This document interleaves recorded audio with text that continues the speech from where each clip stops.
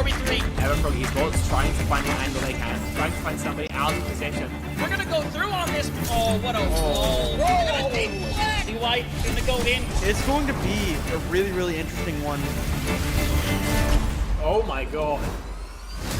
All of this competition could be so damn close, so I cannot wait for us to finally decide who's going to be the champion. We are expecting some chaos, some great moments.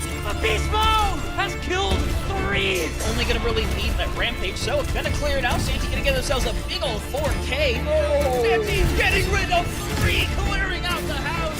That is crazy. Nunji actually kills 3 people. This team feels entirely different on this faster composition. Now Saga is hanging around, getting onto the high ground. Post bomb's gonna stick under Leaky. They're not gonna be able to survive it at the end of the day.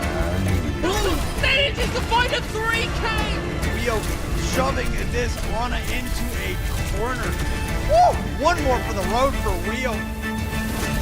That is all signs go. Melophobia with 3 Melophobia. Start the fight. They'll end the fight.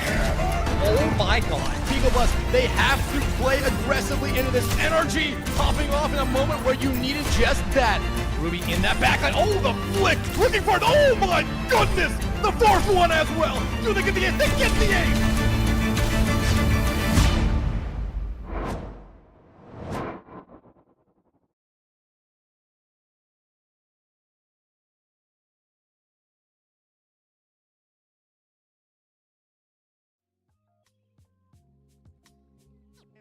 Everybody, thank you very much for joining us here today for what will be the final grand finals of Season 17 here over on CGL. And hey, we're going to end things off here with the EU GM Grand Finals a little bit here.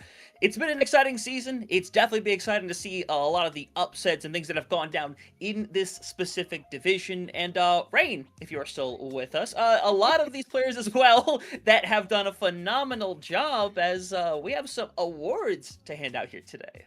There we go. Yeah, I'm super excited to do the award show, of course. This is a chance to really get to have a chat with our players at the end of the season here. And of course, these are community voted awards. So not only is it really well deserved, it's also, you know, kind of demanded by the community.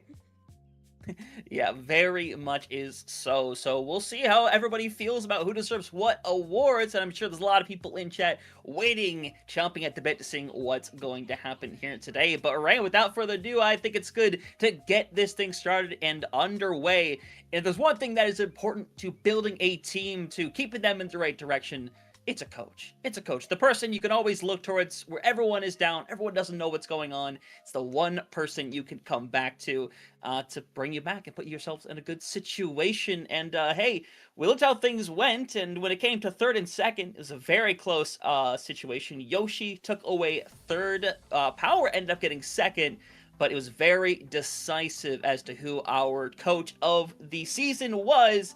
And it's going to be Lampy. Lampy getting away with a total of 33 points, 14 over that 2nd place. So I would say a pretty definitive winner there as the coach of DYS Fracture.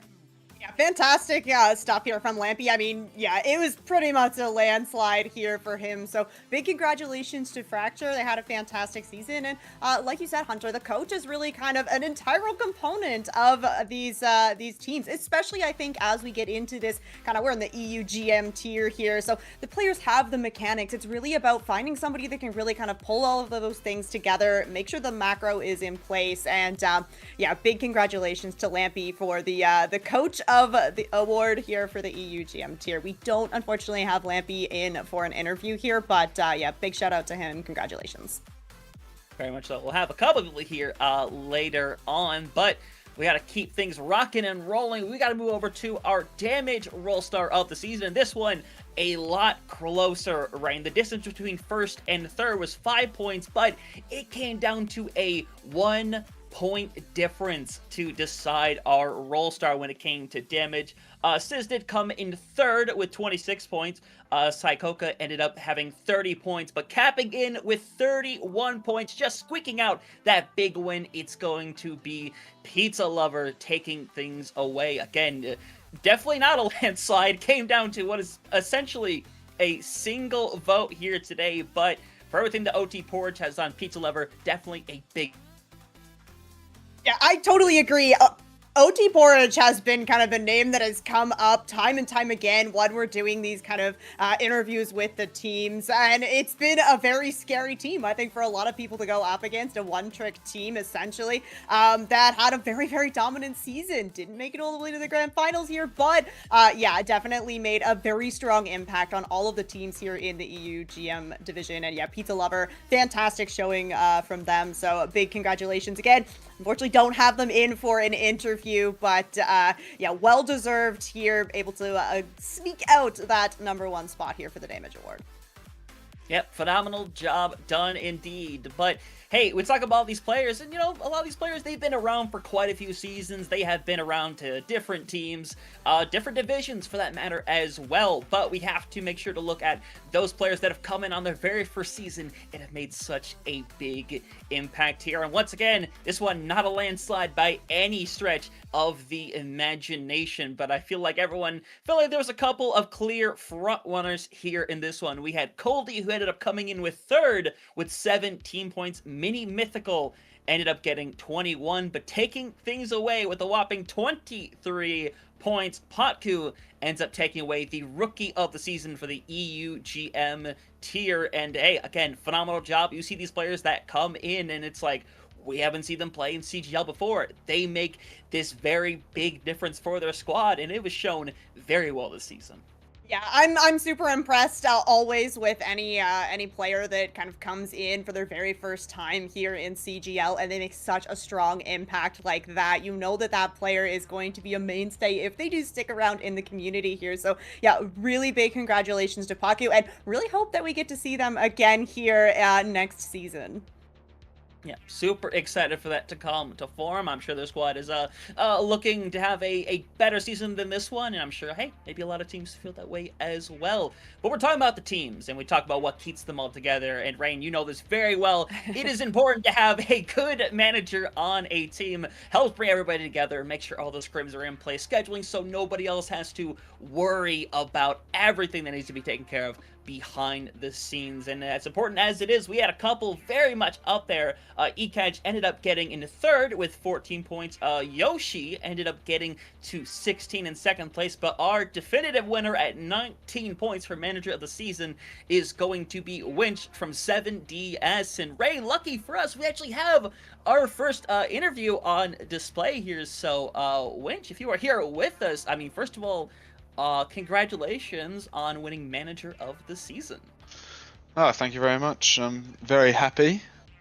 Well, Manager of the Season, it's quite a good reward after having this very long season of what started off as me being a player and then taking over the role throughout the season. Yeah, that's a big step up there. I do want to just kind of touch on that. So, did 7DS sign up with another manager kind of initially, and then you ended up having to kind of step in and fill those shoes, or what was kind of the situation there that led to you picking up this manager position? So, like initially with 7DS, the captains are all rookies, so they were very new to this whole manager captain thing, and I just came out of a team where I sort of knew what I was doing. I came in, I was already fixing things on the side, like helping data dumps and things like that. And it got to the point where instead of them doing it themselves, they came and asked me. So I just sort of was like, right, okay, let me sort it all out. And then it went from there, really. So I'm sort of only here because my team were struggling and I just wanted to help out as much as I can.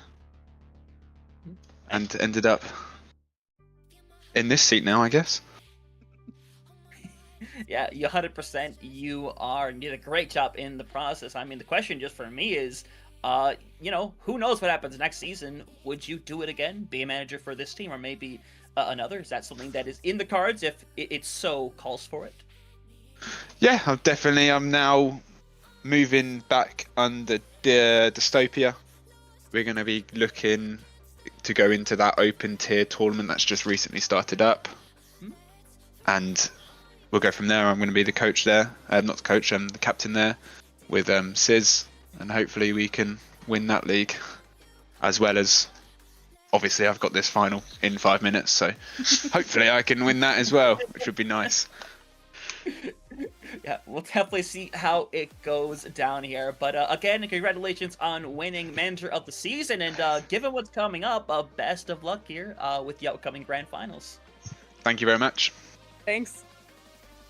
Bye-bye. See you later. Oh, but hey, with that being the case, obviously, love to hear it.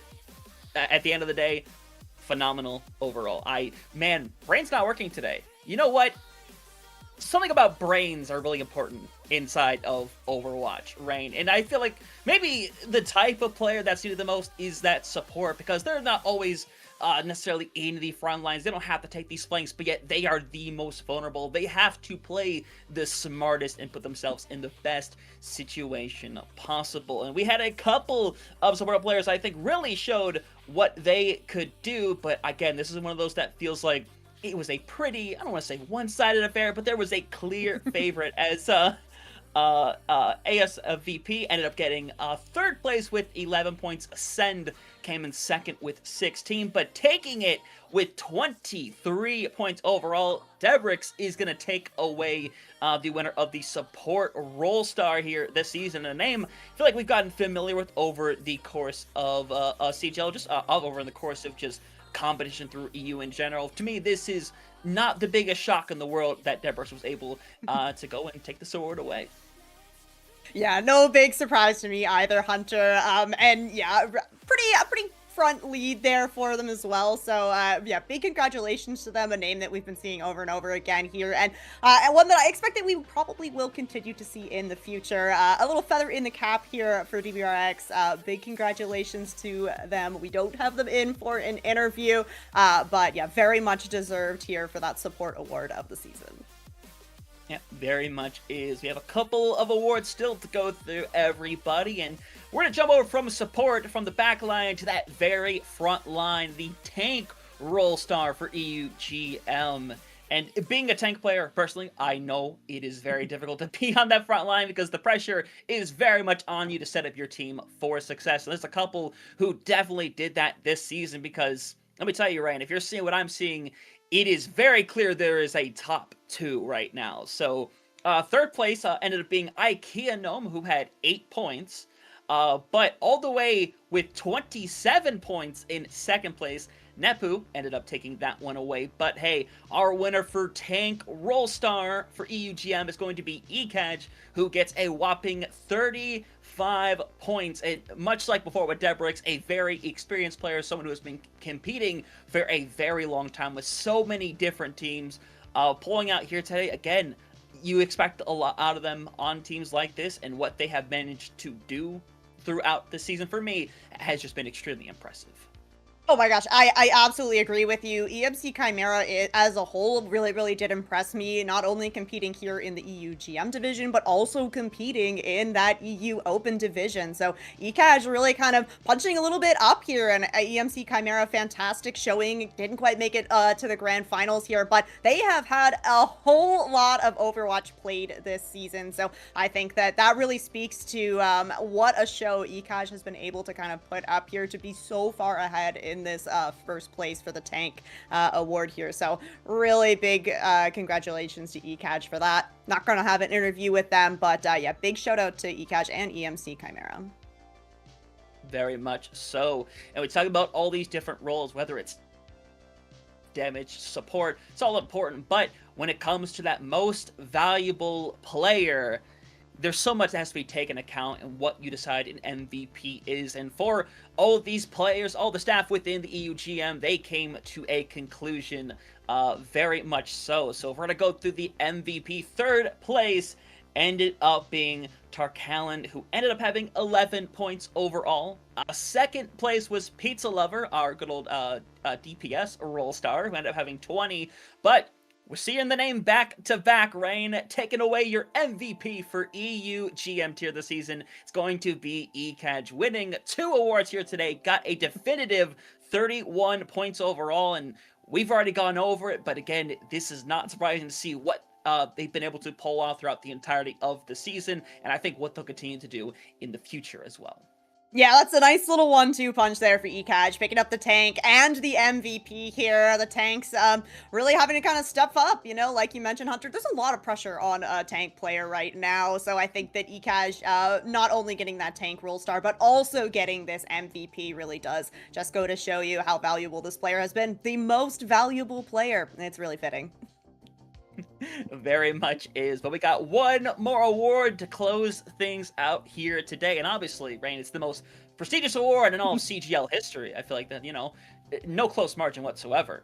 But we have the Fish Award to be given away today, and this goes to the team that had the best good conduct, best sportsmanship, frankly, just the easiest team to work with. And hey, there's a lot of great teams in the CGL like that, very thankfully so. But there seemed to be one that stood out big time here for the EU GM tier. That happened to be EC Managamar, who ended up, hey, apparently on Fish's good side here this season, which is always a good thing to have.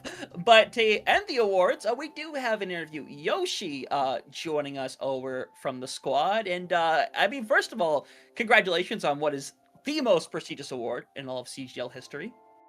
Thank you, thank you. So you guys obviously have got this award because of the fantastic sportsmanship and conduct. So tell me a little bit about, is that kind of like a part of the culture of the team here for Managamar, or is this something that maybe just comes naturally to all of the players? Like, how is the interaction between the team kind of really representative of this Fish Award? Well, I try to keep everyone in line, first of all. It's not always the easiest thing, but I would say that I have a bunch of people that just respect the whole idea, and we try our best to open up schedules for everyone and just be the best team, not only in skill-wise, but also just to be there and etc. Exactly. And I mean, just personally for you, what's it like getting to be with a team that is, you know, easy to work with, that very much understands that they need to have good conduct and be good people and good players? What's that like, being surrounded with those type of players? Very good, honestly. To be honest, it took me a very long time to get these people together. I've gone through a lot of different players and a lot of different also bad players or like very toxic people, so to get just the correct kind of alignment in a way, it's kind of like playing Tetris. You just got the right blocks, you finally got that long piece. So yeah, we're just very happy right now. I think everyone in the team is very happy with anyone. There's no complaints anymore. We're just vibing, to be honest. Vibes, the greatest thing you can have in the game of Overwatch right there. But Yoshi, again, congrats to you and your squad for taking away the Fish Award this season, and whatever comes next for you for the squad, obviously, the best of luck to you. Thank you. All right. With that being the case, Rain, the awards are all settled. They're done. No more awards to give out for the rest of the season as well, because like we said at the very beginning, this is the final grand final of Season 17 here for CGL.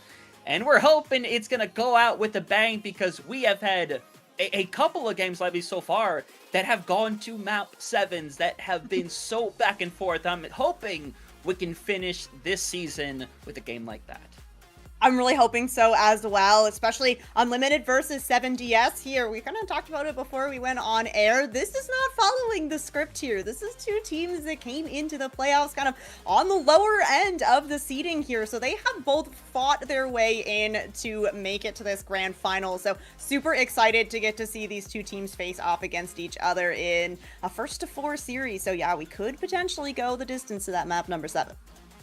Yeah, I'm definitely hoping it's going to happen here, but we're getting all of our players set up, trying to get all these picks and rosters all set in place for that. So we're just going to take a couple of minutes real quick after the award show here, and we're going to take a couple minutes to get everything underway and settle things. But when we come back, it will be the EUGM playoffs here, and it's going to be an exciting one. Unlimited YDS are sure to put on a heck of a show. We'll see you here in a couple of minutes.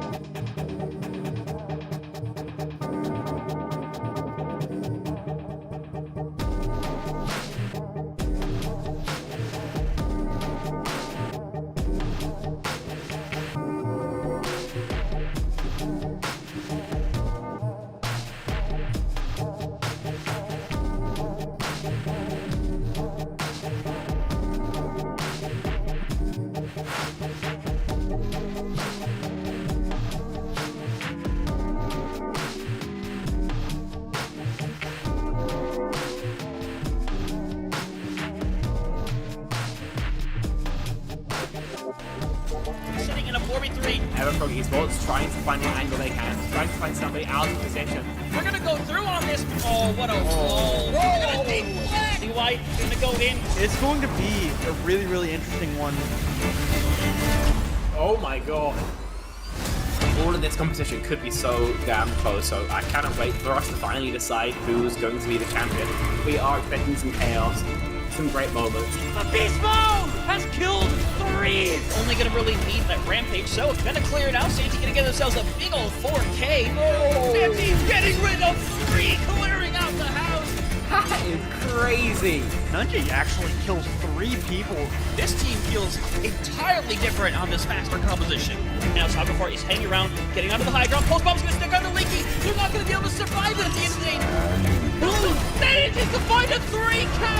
Rio shoving this Ana into a corner. Woo! One more for the road for Rio. That is all signs go. Melophobia with 3. Melophobia started the fight. They'll end the fight. Oh my god. Beagle Bus, they have to play aggressively into this energy. Popping off in a moment where you needed just that. Ruby in that backline. Oh, the flick. Looking for it. Oh my goodness. The 4th one as well. Do they get the 8? They get the 8.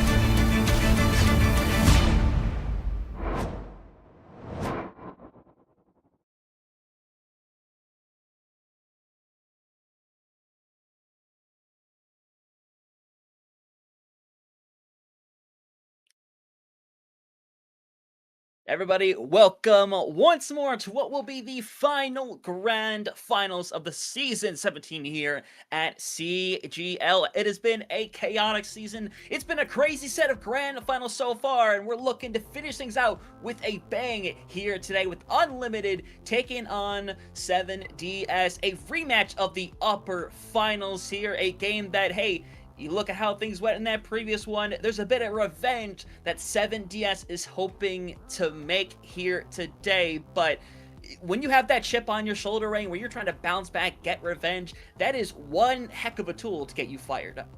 Yeah, especially mentioning they went up against DYS Fracture in that lower bracket, a team that had 3-0 after 3-0 after 3-0, and then ended up getting 3-0'd by 7DS. So they definitely looked to build some momentum here heading into the grand finals. That upper bracket finals as well was actually the first time that 7DS crossed paths with Unlimited. Didn't play them in the regular season, didn't find them in the mid-season tournament either. So they've had that kind of one match to maybe get a good feel for what the other team is expected to play, how they're going to position themselves, all that good stuff. So 7DS coming back in with a couple of tools in their bag to try and at least maybe bring this series the distance.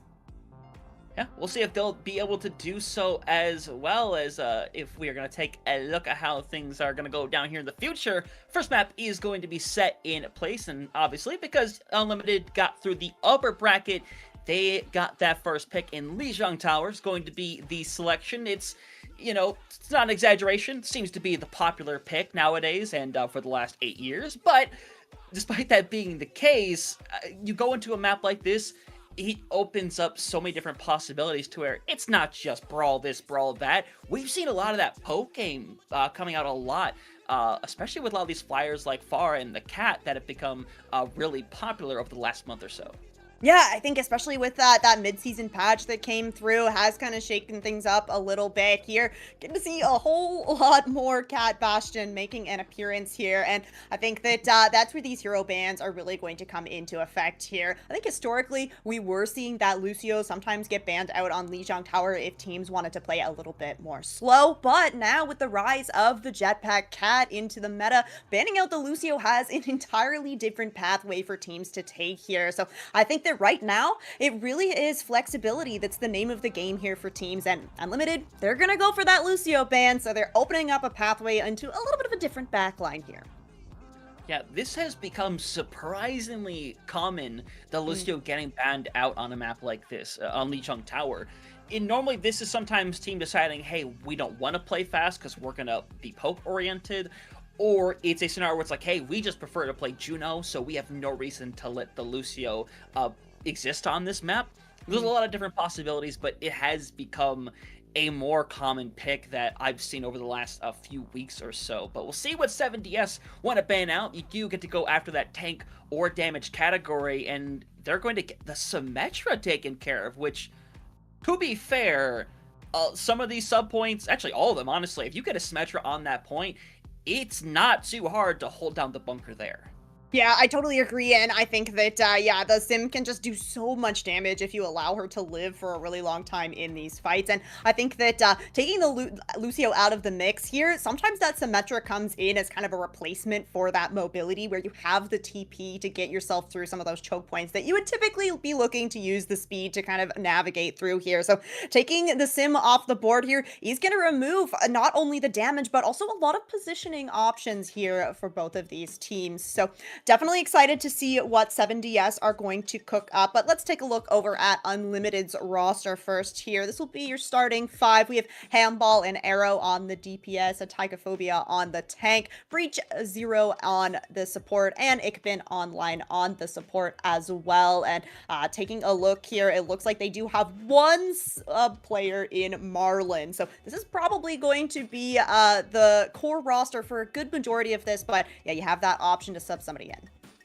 Yep, 7DS, they have a plentiful amount of players, though, on their squad, but still a starting 5 to get things started away. Delta and Sizz going to be your starting DPS. Best is going to be over on the tank, and then Winch and Pac-Man gonna be on for support. And when you have this many players on a team, it provides a certain amount of flexibility in knowing, hey, if this is something that, hey, if we're down the specific path where we're going to play a lot of poke, we have someone who can come in and play poke DPS, or if, hey, we need to play double flex backline, we have somebody for that as well. You could definitely talk about the strength of having a core 5 or 6 you can rely on, but having 10 players sitting by where you know that there is nothing that can possibly throw your way that you can't cover, that could be an extremely powerful tool. Yeah, especially where, you know, I was mentioning with this meta kind of opening up, it's the flexibility that is really going to make or break some of these teams. And 7DS taking down DYS was no fluke here. This is a very strong team. That depth of roster really giving them an edge here. And I think that that is going to be a very important kind of piece of the puzzle here if they want to be crowned the champions for this EU GM tier. So excited to see what these two teams are going to bring to the table here. As we believe starting on Lijiang Tower, no Lucio and no Symmetra. Yeah, it will be extremely interesting. And one thing I want to point out is we're getting ready to set things underway here in a minute here. A lot of the grand finals that we've had, that first or second seed, it's been pretty typical. They get through the upper bracket and make it through. What's really interesting, Rain, about this right here is that this is the 5th and 6th seed going up against each other here. These teams didn't even compete in the mid-season championship, and they made their way through this entire bracket, got to the grand finals, and you can honestly say, in very decisive ways as well. I mean, the fact that you get knocked down from the upper bracket, and you immediately have to go up against that Chimera team that just back 3-0'd, and you bounce back that quickly, that says a lot about what 7DS can do as a team, but also the fact that the reason why a team like EMC Chimera was down there in the first place was because Unlimited 3-0'd them. So these teams showed up in the playoffs, everything going their way right now. And it might have been not the two teams you expect, but it's the two teams that earned their way here. And we'll see after this game here today, who's going to be our champion. Yeah, it's an impressive pathway for both of these teams to get here. I think that when we were doing the draft here to find out which teams were going to face off against each other, it was those two top teams, EMC Chimera and OT Porridge, that was the threat on everybody's mind here, including both of these teams. So big stuff to just be involved in this grand finals for these two teams. So it is going to be lots of pressure on them now to try and be the champion here. We will be getting started on Night Market here, and it looks like we are going to be having a bit of a different composition for both these teams. It is going to be, all right, the swap over onto the Brig here for Ikbin online. So the Brig backline, been seeing that a little bit more, and that is going to be very helpful against 7DS with this Diva Best looking to eat up a lot of the healing. So having that Brig available, very important.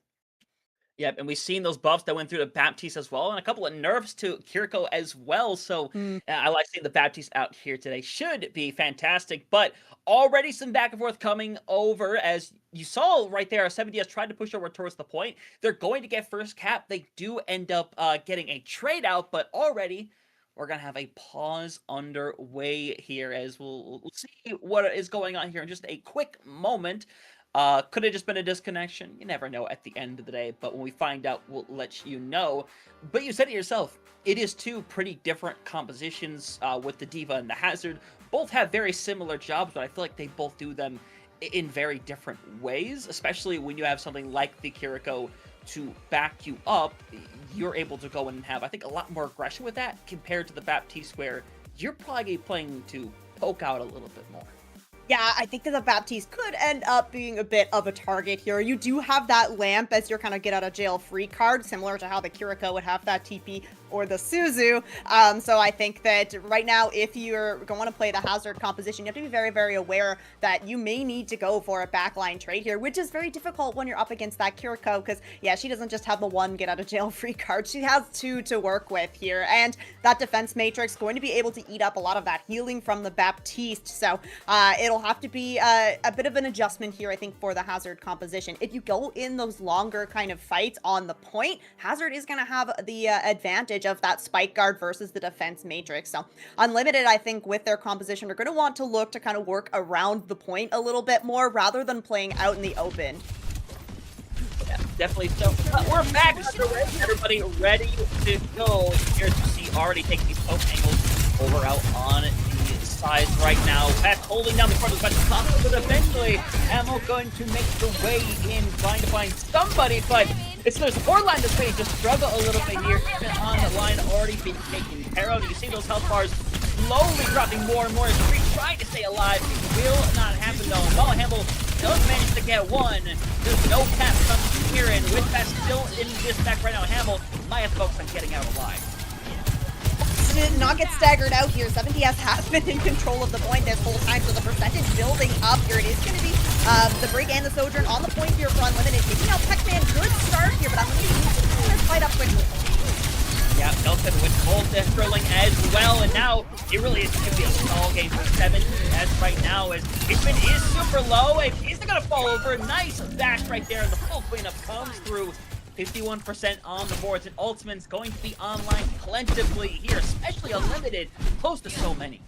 Right, and so many that are going to be really, really detrimental here to 7DS. That downpour from Handball could catch a lot of these 7DS members out here, so you have to have a little bit of a slower fight here if you're 7DS. You want to build up to this Kitsune Rush. That's going to be your advantage here. Couple come through.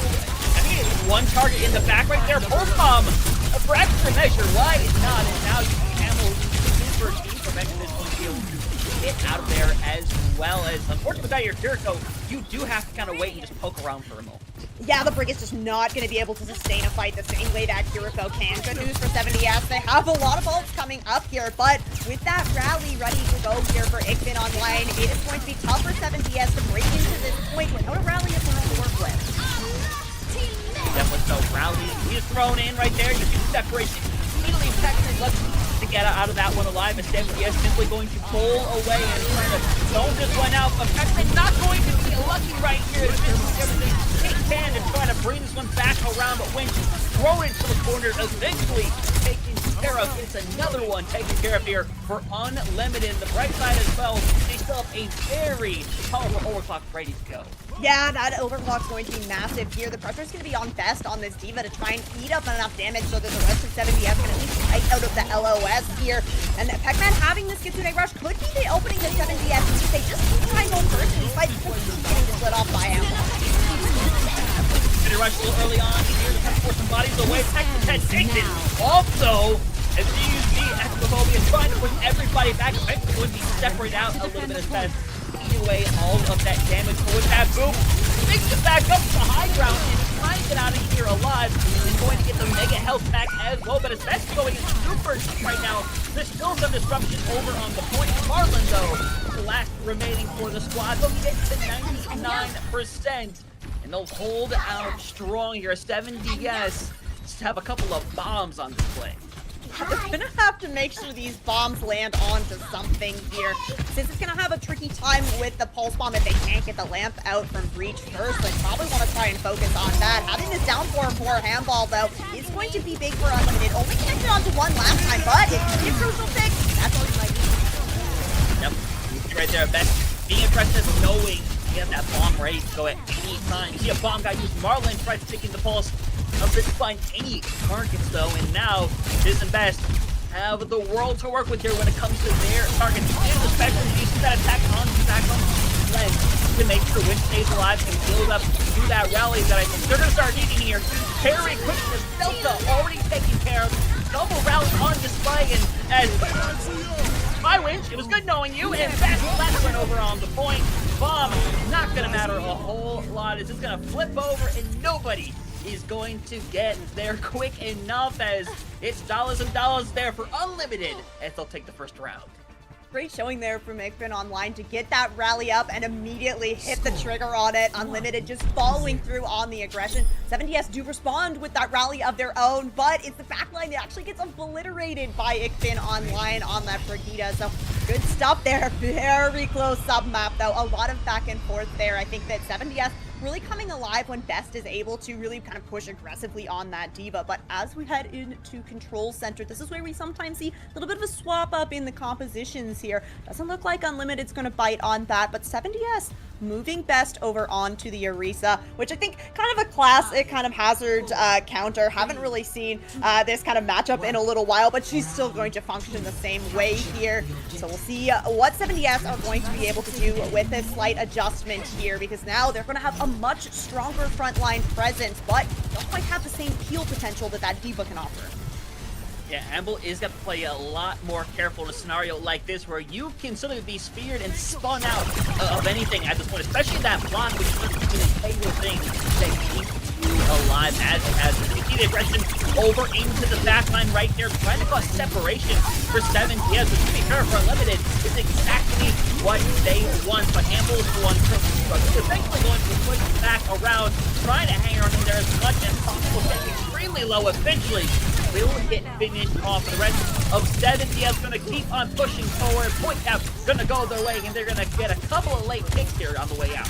Yeah, nice stuff here for 70S, and able to push forward, hold this choke point at the doorway, and I really like the way that Best played that. Amble goes for the dive in. Best doesn't immediately turn for that Hazard, instead blocking that healing from Breach of Zero to go towards that Hazard, and then you turn once that Hazard's a little bit lower.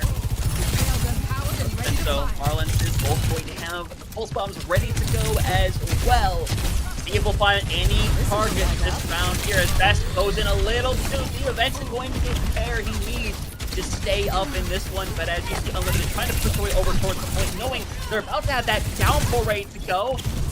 See how it's going to get utilized, as both the pulse bombs unfortunately going to swing wide, but Best there to finish off 2 more. The downpour is here, but he's going too late. Another wipe coming through for 7DS, and now her ultimates online for Unlimited. They need to make a big use out of it. Yeah, they really do. They're going to actually have handball swap over onto the Zarya here, so you are going to be able to get through that javelin spin of Best here. Gonna have to be really careful about these bubbles though, because it's going to be very, very easy to pressure out this Zarya once you don't have those tools to work with right now. So Unlimited need to get themselves into a position where they can get the best value from this amplification matrix, and looks like they want to go through server room to try and get set up with these support ults. Yep, giving away a lot of room right here. That's going to take over big time, and now you'll see the separation. They're on 2 different sides. Wiz is in super deep right now. Is going to try to get out alive, but unfortunately will not be able to right here. The question is whether they invest or not, and the answer is they're going to go for it. Becker's going to send them in right there. Besto rally thrown directly into their face, trying their best to hang around, but 1 by 1, 7DS is starting to fall over here. So he's going to get to 95% here, and hey, the fact that you've got a double support ultimate overall, to be fair, right from 7DS, not too mad about that fight. No, definitely not. They have both these DPS ults to work with here. You are going to have to be worried about Attack-a-phobia with that overclock, especially where Unlimited is going to be set up first here, so you have the option to just make that rotation back towards the coast side. But 70S looking to try and push in here. They need some space for Delta to work with. Yep. Tracer battle going on over on the side. Pulse bomb ready to go right here. Assist gets the better of Marlon as well. This is a great sign here for 7DS right now, but Attack-a-phobia doesn't want to just simply fall over. Tried finding something with the overclock as well. Eventually will get rid of Hitman, but still, there is more to be found here. More to burst through as the flip so close to coming through, and it's slowly becoming a rush for Unlimited as they grab right around the corner, but it's not going to come out in time. But Attack-a-phobia has gotten their first on the fight, trying to clean this one up. 70DS want to end this right here and right now as reinforcements are coming around the corner here as Unlimited hoping to get a moment to breathe.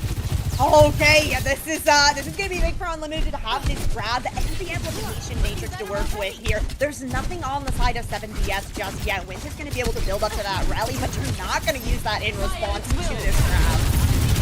That's right for Delta as well, and it's gonna be 2 down right then and there. And if you're 7DS, you need to go down as fast as humanly possible, and that they will. I think fast enough to where a touch is possible, especially with that graphic being used.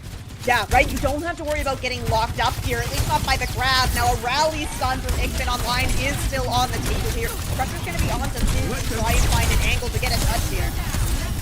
Yep, and it might just be down to Sizz who got to try to get through, but already the team beginning to fall apart. 99% Best over on the outside, trying to survive to the best of their ability. But right now, eventually becomes a sitting duck. Beckman tries joining will eventually fall down with their teammate. And while it's incredibly bold for both of these points, Unlimited is going to take away the first map, but my god, did 7DS not make it look easy. No, definitely not. I like the swap over onto the Orisa for 7DS, but Unlimited able to kind of hit back with that Orisa swap as well. So both these teams showing kind of the flexibility here. Unlimited, I think, with the timing of some of these engagements, especially with this hazard composition, just able to kind of get the better of 7DS. And then, I mean, yeah, gotta shout out Atigophobia on that Sojourn on Control Center. I don't think that that point would have gone Unlimited's way without kind of the clutch factor from them. Yeah, ended up getting 3 in that second to last fight, which really clutched it up for them because they were down in the latter parts of that fight. It might have just been by 1, but in the world of 5v5, 1 makes a very difference, especially as the numbers keep getting lower and lower. But it gave Unlimited the room to breathe, to build up towards that grab and be able to press the spawns like they did. And while there was a touch, unfortunately, while the Tracer can get through, everyone else was going to struggle ultimately. But for Unlimited, they take away our first map, but now the power is going to shift over to 7DS as they'll decide what map we go to next. And Rain, I say if there's any map to lose first, it's the first one, because you lose out on that first map. For map 2, you have the entire selection in front of you. You have all the information and bans in front of you as well. There's a lot of power that goes their way, but power that does need to be used correctly. Yeah, everybody's expecting to play Lijiang Tower as their map number 1, so, you know, you prep for that no matter what the consequences. So I think that, yeah, now that all of the other modes and the maps from the pool are on the table here for 7DS, they're going to be able to really tailor it to maybe to that D.Va composition that they were running on Night Market. I thought that Best looked very, very good on that D.Va. It didn't have a whole lot of verticality to work with on either of those kind of points. Lijiang Tower in general, you don't really have a whole lot of high ground to really use to your advantage. But taking a look at some of the other maps in the pool, you definitely are going to be able to leverage that a little bit more here. And of course, 7DS being in control of that first ban, also going to be very important. But yeah, where this is going to be potentially a longer series, you do have to be really careful about those bans because you're only going to have the opportunity to ban out a hero once. Yeah, exactly. It's a long one. You do not want to pull these triggers too early and think, man, we really needed this for map 5, map 6. In a scenario where it's a lot more critical, that pressure is on there a lot more. But there's definitely, I feel like, things that stood out in that first map that, hey, depending on where we go, we don't want to deal with. I mean, you talked about Best over on that D.Va was a threat the entire time, and that swap they made over, I think, worked as well as it possibly could have. But when it comes to what's in front of us here and now for what 7DS want to go down, it's not about what Best has been doing. It's about what Unlimited has been doing. You could go after the Sojourn, potentially. It's a bit of a double-edged sword, but, I mean, Atigophobia was one of those players that turned around a fight specifically because of the Sojourn as well, and it's a question of what map do we want to choose to not deal with it, and maybe force something else out, like the M-Ray, or maybe go down the Flyers route with something like an Echo or a Pharah. There's a lot of choices. We'll just have to see which one's going to be made here in a short time. Yeah, I'm thinking if you want to try and take us to a map where you're not going to have as good of a time with that, probably, okay, a little bit of a longer sightline map, maybe not on my bingo card, but I love to see a Runasapi here. So now I think, yeah, it really is going to come down to those bans, because I think that the composition that Unlimited was running on Lijiang Tower, very much still viable here on Runasapi. Maybe you make a swap over from that hazard, but I think that there's still kind of enough corners that the hazard can stage from that you don't take a whole lot of that poke damage as you're staging for an engagement here. So we'll have to see what 7DS have in mind to try and get the advantage here on Runasapi. They don't want to go down to 2-0 just yet. Their backs wouldn't be quite up against the wall, but you really do want to slow this momentum early. Yeah, 100%. And I think there's some really good options as well to kind of give you a better chance here on Runasapi. But we'll find out what it is here very shortly, as 7DS have that first ban here very shortly. There's still some really good options to go at. I mean, if you still wanted to go in and make sure, hey, we want to play the D.Va, the Zarya was definitely something really rough to deal with before, so that's a potential option to throw out there. You have scenarios where, again, hey, you saw the way the support lines were different as well. You could go after you go after the Brig, honestly. The Brig was shown by both teams, and I feel like it was very critical for both sides as well. But Rain, at this point, the world is their oyster. I think there's a lot of great selections. Yeah, I agree. I do. Yeah, I like the break call out. I do think that that was providing a whole lot of value for Unlimited, not just in the heals that can't be denied by that defense matrix, but also just in living kind of the dives from that diva. But all right, going to go for a little bit of a different flavor here. Taking away that Wrecking Ball is going to be big for them in terms of stopping a lot of chaos, but it is also going to be a protect ban on to this tank. So whatever Best is wanting to play, he's going to be in control of that. Yeah, ultimately, you wanted to be able to protect potentially the Diva and the Orisa for that matter, but also want to make sure that, hey, they can't simply put themselves in a situation where, let's just ban Zarya and have it be, you know, a two-hit attack in a sense. You want to save that kind of ban for a little later down the line where you know you're still going to have to go to a Flashpoint or a hybrid that is very Brawl-related, and you'd rather save that for down the line where, hey, if you win this map, you have time or resources to take away them to stop them from bouncing back. But we talk about taking away resources, and Tracer is a heck of a resource to take away, as that's going to be Unlimited's ban going into Runasapi. I think that this ban is going to make things a lot easier for your supports, but also for your DPS that are going to be playing kind of on an angle here. So we'll have to see what Unlimited is going to opt for instead, where you're not going to have somebody that's necessarily playing on that hard lane. So you might not have to commit into the Brig anymore, but I think with the showing that Ikbin had, you might still want to play it. It'll just be a matter of, yeah, what are you going to slot in instead of that Tracer? Are you going to have something like a Genji to still be a pressure on the flank? Or are you going to try to opt in for something that's a little bit more kind of frontline heavy? Yeah, we'll definitely have to see. You could realistically see it going either way. It just comes down to the comfortability of these teams. But because we never got to see the Garden map, it's going to be a scenario where we didn't really get to see them go down the route of allowing things to be a little bit more on the pokey side. But Runasapi, some of these long sidelines definitely have a way of working towards that right here. But we're getting ready to set things into place for this next map. We do, however, have a substitute coming in. Marlon out. Arrow going to be coming in. And this is going to become... Actually, wait. Are my eyes deceiving me as well? Do we have a role swap as well? Is that handball? Yeah, over onto the DPS. Yeah, you were so right. Yeah. Okay. Yeah, Ticophobia is going to move over onto that tank. And you know what? Seeing Arrow come in here with that Tracer ban makes a lot more sense to me. Arrow, a Bastion soldier kind of two-trick that also has been a name that has come up as being very feared in the EUGM tier. So I think that taking the Tracer out of the mix is going to give a lot more power to that Soldier 786 to kind of just play on his own lane.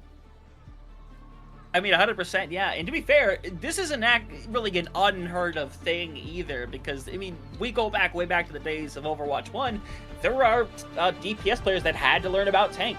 Like, it's something that had to happen. And to be fair, there are some tanks that definitely have those DPS qualities that you can kind of bring in and make happen right now. But it appears maybe we were, some slight misinformation, as nothing changing a whole lot, as Atrophobia is still in on the DPS, specifically the Sojourn. But if you're looking at Best right now, that is a very not looking diva. Yep, gotta agree with you on that one, Hunter. That's pretty far away from our next pilot here, but yeah, having the Malga come out here for 70S, they are pairing it with Fizz over on the Reaper as well, so with that Tracer ban out of even though it came up from Unlimited, 70S is looking to really kind of play into it, go hard on the front line here. There is a decent amount of mobility on the side of Unlimited in the tank and in the Soldier, but otherwise you have a fairly stagnant composition here, so you're going to have to be very, very careful about this Malga.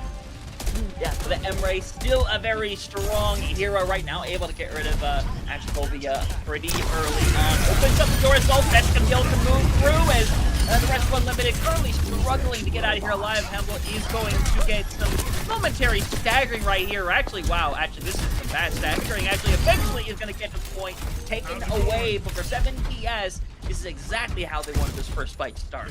Yep, you want to grab the lead early here, make as much progress towards that checkpoint as you possibly can to try and pick up that forward spawn. And yeah, we're actually going to see the swap off of that D.Va right away. Handball is going to move over onto the Sigma here. So need to see a little bit more, I think, coordination from Unlimited on their engages here, because 7DS is going to be very, very much looking to go in for a hard stomp here. So Unlimited needs to either play on much further back turns or try to punish that Malgo when he goes for that stomp in after he Actually, we'll get the touch coming through, but only about a meter and change left right now. So Reduce's third form is out here from Arrow. You're likely to see some level of push available for 7CS. That's in the back line. And is struggling to stay alive in the corner, but eventually is going to help get rid of Arrow and Hamble as well. They're going to truck on forward versus everyone as Xphobic gets one on the way out, but still checkpoint locked in. And most beautifully of all for 7DS, didn't have to use anything there, and now they have two of what might be two of the most powerful ultimates in the game right now, honestly. Right, and especially here on Runasapi, where you have these really long sight lines, that's perfect for the override protocol, it's perfect for the Kitsune rush here, so yeah, 7DS are in a very good spot for this next fight. Arrow does have this artillery strike built up, but it's going to be very, very hard to find a target out through this. Everybody on the side of 7DS has mobility of some kind. Yep, Arrow going to come through though again, trying to find somebody fast to rock around that corner, saying, nah, I want nothing to do with that business, and 7DS going to get out alive. But Delta really quick trying to get back in this one right now. Resources being expended, a lot of bodies getting low. Delta gets rid of one, gets the second one, then gets the try. Delta and eventually Amble will just have to go down on the point. And for 7DS, they knew how close they were on Luzon Tower, and they're looking to make this one decisive.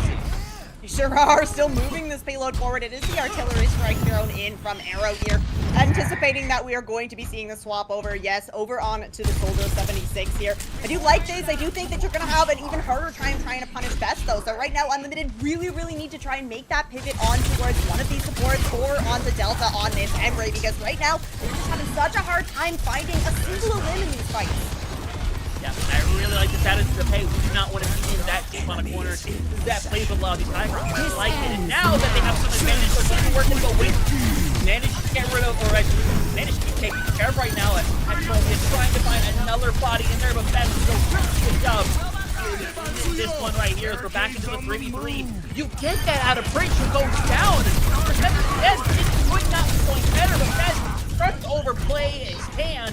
Will goes down, and that progress should come to its end for 7DS. Well, everybody's going to get that forward spawn for the side of 7DS. They're going to get themselves set up back towards the center of Runasapi here. Both those support ults still in the pocket. Says has that Blossom as well. Potentially see a combo with that Kitsune Rush plus Blossom. So Ikman Online having this rally is going to be very, very important for this. Really needs to try and find a stun onto Sizz, or at least be able to keep that shield alive to make sure that Unlimited can survive through it. So, Rush going to be used out here. Delta working up the second override protocol right against down barrier. Everybody alive. Best taking in a beating there for a moment right now, but everyone's falling apart. Again here, Delta with the second, trying to get the trifecta once more. It is going to get it. Just a 360 at the end. Yes, Delta, we see you loud and clear. A little deja vu, another 3K for Delta in what was the exact same corner as the previous override protocol here. So this payload, or this bot, moving forward again for 7DS. They did commit both those support ults into it. So they actually are going to give a little bit of a disengage here. They're so far in the lead. Right now, it's just about burning down this time bank. They don't have to go for an aggressive push into the spawn of Unlimited if they don't have to. Handball gonna match on that Malga now. Arrow's gonna move back over on to the Bastion as well. So we need to see the coordination between that Bastion and the Malga if they want to try and take down Best. They took the robot. Yep, that's gonna pull that corner. Knows he's got resources out, and now he's going to get stunned directly back up. And this is the back line, finds a lot of damage. So good. And now everyone, I think, will struggle and try to die over on this point to get some forward runs right here as you see Pac-Man and Delta try to get out of that alive, and 100% they have, and now 4 respawns active for everybody. Yeah, this is unfortunate for Unlimited, but at least they are in control of the bot now. They have the Kitsune Rush to work with. Tactopia is going to be able to get the overclock. Doesn't even need it to take out Delta, though. That is a big source of damage gone from 7DS, and we'll see that, yeah, they're just going to disengage here. Wait until that bot gets kind of to the next corner here, where Unlimited's going to put the really out in the open here, so this is going to be big for them if they have this overclock to work with. They just gotta bait 7DS to come into the open before they can. 100%. 40 meters already made. You're taking all this damage in. You have to wait, bide your time. You know you're going to walk into a lot of ults, so you almost have to go and knowing, hey, we're going to get help. We need and quick to fight as long as best early in the corner, but Delta already coming through right now. Hoping to another override protocol. And hey, still live long enough, but actually nice, but the rest of 7DS will fall over. Do get 2 ultimates out in the process as the forward spawns unlock for unlimited, but it's still a long way to go. It is, but it does feel like they're building some momentum here. Grabbing that forward spawn is going to be crucial here. Only having this artillery strike to work with, though, if you can build up this cage fight for handball, that could be kind of a nice combo to work with. But Delta's going to have that override protocol. It's going to be rush from Pac-Man as well. 7DS has everything to turn this spot. Yep, never override protocol rising on this one. Looking like it's not quite going to get 3, but it's taking away all the spaces. Isn't able to get away in time, but there is one out the gate. Or Handle is solo pulled in. He's going to lose that on their own ultimate in the process. Eventually, they will fall over at 17 meters at the end of the day, so it is very much needed progress. But Handle, wishing you still had that cage fight. Not a vision, but the damage was just all there for 7DS, so that's going to be like way the back into the bot. We're going to take away the forward spawn of Unlimited here, and we got both support ults to get them through this next fight. Yep, and Delta, massive pick early on in this fight, and now, I mean, Kingspin is in such a rough area right now. Delta's going to go around this down theory you're going to see here. From 7DS, they're doubling down to the side, but it's still somehow not working. Bez goes down first, and everyone else is essentially becoming a sitting duck and they'll fall over one at a time. Wing still in the back line, floating around, trying to find anybody, but H10 locking in as forward spawn will get back in there for Unlimited. Yep, they're walking towards that checkpoint. They have the rally to work with for this next fight. Now, crucially for 7DS, Pac-Man did not commit the Kitsune Rush into that, so that's going to be a big advantage here where Breach Zero is lagging behind a little bit in that, so there's going to be a small window here where 7DS can have that better Kitsune Rush. They don't have to worry about that rally. Yep, and that's a rough area to be in right there, but Big Bud comes through, but Arrow gets taken care of anyway. But that's an awkward trade overall. You lose out on your tank. The Sports for Unlimited still alive, still with their ultimates. And now for 7DS, who had the best start possible, it's be falling apart with one more fight.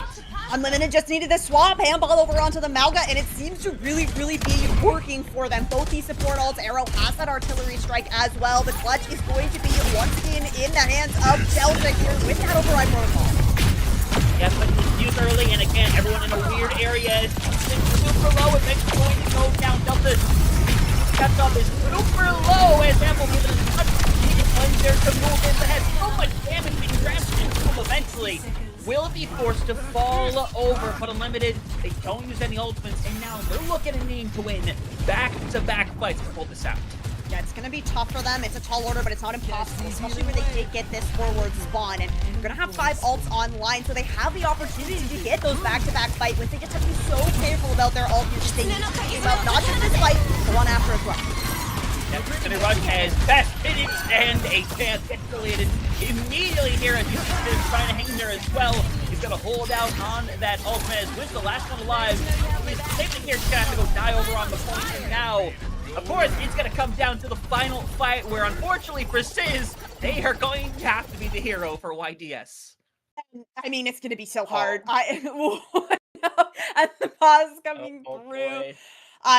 Yeah, so there is going to be, just that Blossom, but up against not only the rally, Ikman Online has been having a fantastic series so far on that Brigitte, so you got to be very worried about that whip shot, about that bash for a potential stun, but you also have to be worried about that cage fight, you know? You might want to go for the counter onto the cage with that Blossom, but the Malga's still going to be able to do a heck of a lot of damage to you, so right now, it is a very tough spot here for 7DS. Their best option is to try and bait out some of these ultimates, live through it, and then use that Blossom kind of next in the fight. They're so far away from any other ultimate. It's going to be best that's going to have one kind of coming up after that, but yeah, to survive through both DPS ult and a cage is a hard one. Already has to break out momentarily. Good run comes through, but this is the back line. Is able to get rid of one. It's not the worst trade in the world, especially Delta finally taking over their own mess. Might have to just use this to stay alive within the fight, but gets their head taken off. Pitchfork gets deleted in the process, but Delta's here, trying to be the hero once more. Gets rid of 3. And it's gonna be the wipe coming through at the last possible moment. EYS, they're gonna tie this one up. Delta is counting their lucky stars.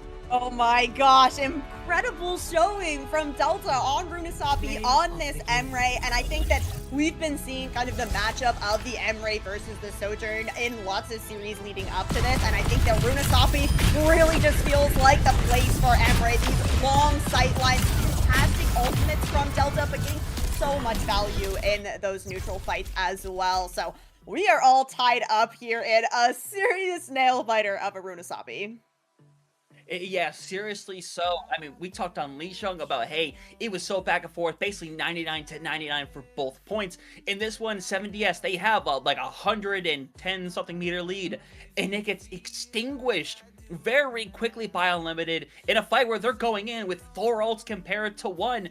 And Sis basically gives their ultimate in their life to get rid of one other person, and at the end of the day, ended up being worthwhile, gives Delta the extra room and capabilities to clean up that fight. But it's an impressive job for both of those teams, for Unlimited to get so close to bring it back from such a big deficit, and for, I mean, YDS for the good start, and also to finish out strong as well. But if this is what is in store for this match, things forward, we may be here for a while, ladies and gentlemen, so we're gonna take it to a quick break. When we come back, we'll have the third map of the series between 7DS and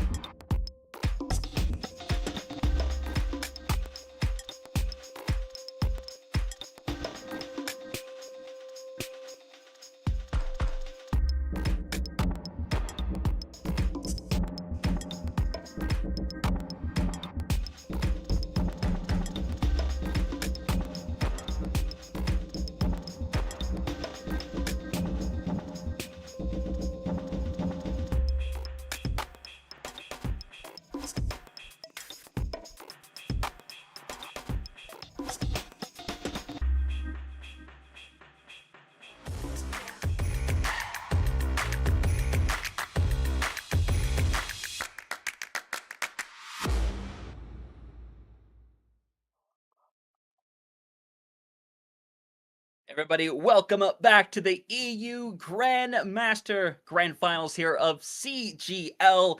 It's already been an incredibly back and forth affair. 2 nail-biting maps, each team's taking 1 apiece here as 7DS managed to just barely stop the comeback from Unlimited over on Runasapi. And so the power shifts back over to the former squad to try and see what they can do next. But you saw 7DS, they made a lot of adjustments. Unlimited made some adjustments at their own at the DPS line. So we know they're capable of doing a lot of different things. So it truly is dealer's choice in terms of what they're going to pull out next.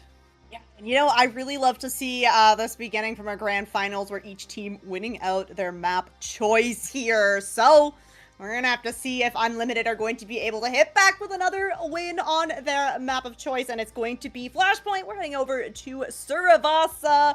I think this lineup, no one's surprised to see Lijiang Runa and Suravasa coming out here. So yeah, excited to see what Unlimited are going to pivot to, and crucially, if they're going to keep Arrow in as well, because I know that Soldier 76 getting a lot more play time here on Suravasa. So I suspect that they are coming in with a very specific strategy in mind, and being in control of the ban first is really going to help them play into that strategy. Are they going to go for a DPS protect ban here, or are they even going to keep Arrow in, because we did see Marlo in on that first map, so still do have that sub available if needed. Yeah, I mean, there is just a big possibility they're just going to take Mauga out to Belize and say, nah, send him out to the pasture, we'll see you a different time. But you have to take consideration that Hamble made the swap and it worked out really well. I think that's part of why they're going to get rid of the Kiriko instead here, which, to be fair, if you are running that Mauga, that cleanse you throw onto him, that is, I mean, it's a strong tool for any character, but for a Mauga, especially to hang around these very close quarters fights. Yeah, it's a really good point here, and if you don't want to run into the Mauga, yeah, taking that Kiriko out does open up the room for a little bit of Ana to be played as well. Not, historically getting a whole lot of playtime, but I do think that on Suravasa, we have been seeing a little bit of Ana here and there, so if there is a Mauga to be had, there will definitely be a little bit of a fear of a bit of a shutdown there. So, 7DS now going to be banning out either a tank or a DPS here. So knowing that Kiriko is off the board, it's also going to shift up that backline quite a bit. We were seeing that Lucio Kiriko from both teams, so they are actually going to go ahead, take out the Sojourn here, and I think that Aticophobia, very, very strong on that hero, so going to shift him over to something a little bit different. Yeah, and I like this decision as well. We thought it was a possibility the last map. I'm really happy they decided to hold off on it, though, for here instead on Suravasa. We'll see how it plays out, because now we'll have to see what Aticophobia is going to bring out instead. But it should be pretty interesting, as well as these teams, much like before, ended up swapping things up a pretty heavy amount. We'll also have to see whether or not Arrow is going to stay in, or maybe Marlin comes back in now that the Tracer is out there and available once more. It really is up in the air right now, but you go to Suravasa, you're expecting to play a little bit of that hard brawl, as yes indeed, Marlin coming back in on that DPS. Yeah, I like to see it. Tracer is, of course, very, very strong on most maps, but I think Suravasa, especially, you have so much open space to work with, so many lanes, so it's really going to be on Marlin to maybe be the one that tries to keep Sizz in line here, especially where Arrow is in as well. So we will have potentially Ickman online over onto the Mercy, maybe? Breach Zero gonna show us some brick. Yeah, this is going to be interesting. You ban out the Sojourn, so I guess that is the prompt to take Aticophobia out of the lineup. They're not about to cat bastion, are they? Could be a cat bastion, I'm not gonna lie. I have a feeling in my bones right now. They're shaking a little bit, thinking, oh my god, is it gonna happen again? See, I don't know that Suravasa is necessarily like the strongest map for the Cat Bastion, but it definitely is possible here. I think that the Iari also kind of possible here. I do think that we've seen that a little bit from Unlimited. I think actually it was I think it was Ikbin Online that was playing that at one point in a previous series. So we will see. I think that Handball has the opportunity to potentially play that Wrecking Ball here as well. But I think that it's so hard to get the value sometimes from the Wrecking Ball when you're up against a really strong diva. And Best, of course, is going to be able to pull that out if needed. Yeah, definitely so. Lots of options still available. We'll see when it's coming to form, but this will be interesting seeing what Unlimited is going to be like with Achamovia not in the lineup. So it will be fascinating, but to be fair, I think Arrow did a really good job in that previous outing over on Runasapi, and Marlon, I think, kept Sizz with a ton of pressure throughout the entirety of Lijiang as well. So two very great players in their own rights. We'll see what they'll be able to pull out here as we head over to Suravasa. And I don't think this is a stretch of imagination. I think Suravasa has become almost like the Lijiang of current day Overwatch, in my opinion. Yep, I am 100% in agreement. You know, there's a couple of teams that will, like, really kind of lock in on, like, Atlas because nobody seems to like to play Atlas. So, like, you can kind of have, like, a niche map pick that you can really hone in on. But Suravasa, similar to Lijiang Tower, you have to be prepared to come to this map. You have to have a strong composition in mind to work with here. And doors are still closed, so there's still going to be an opportunity to change things up a little bit here, but so far Unlimited looking like we could be seeing at least some Bastion. Maybe not the Jetpack Cat here, but I am admittedly a little bit surprised. I really was thinking that Arrow was maybe going to go towards that Soldier 76, but nope, going to be sticking on the Bastion for this one.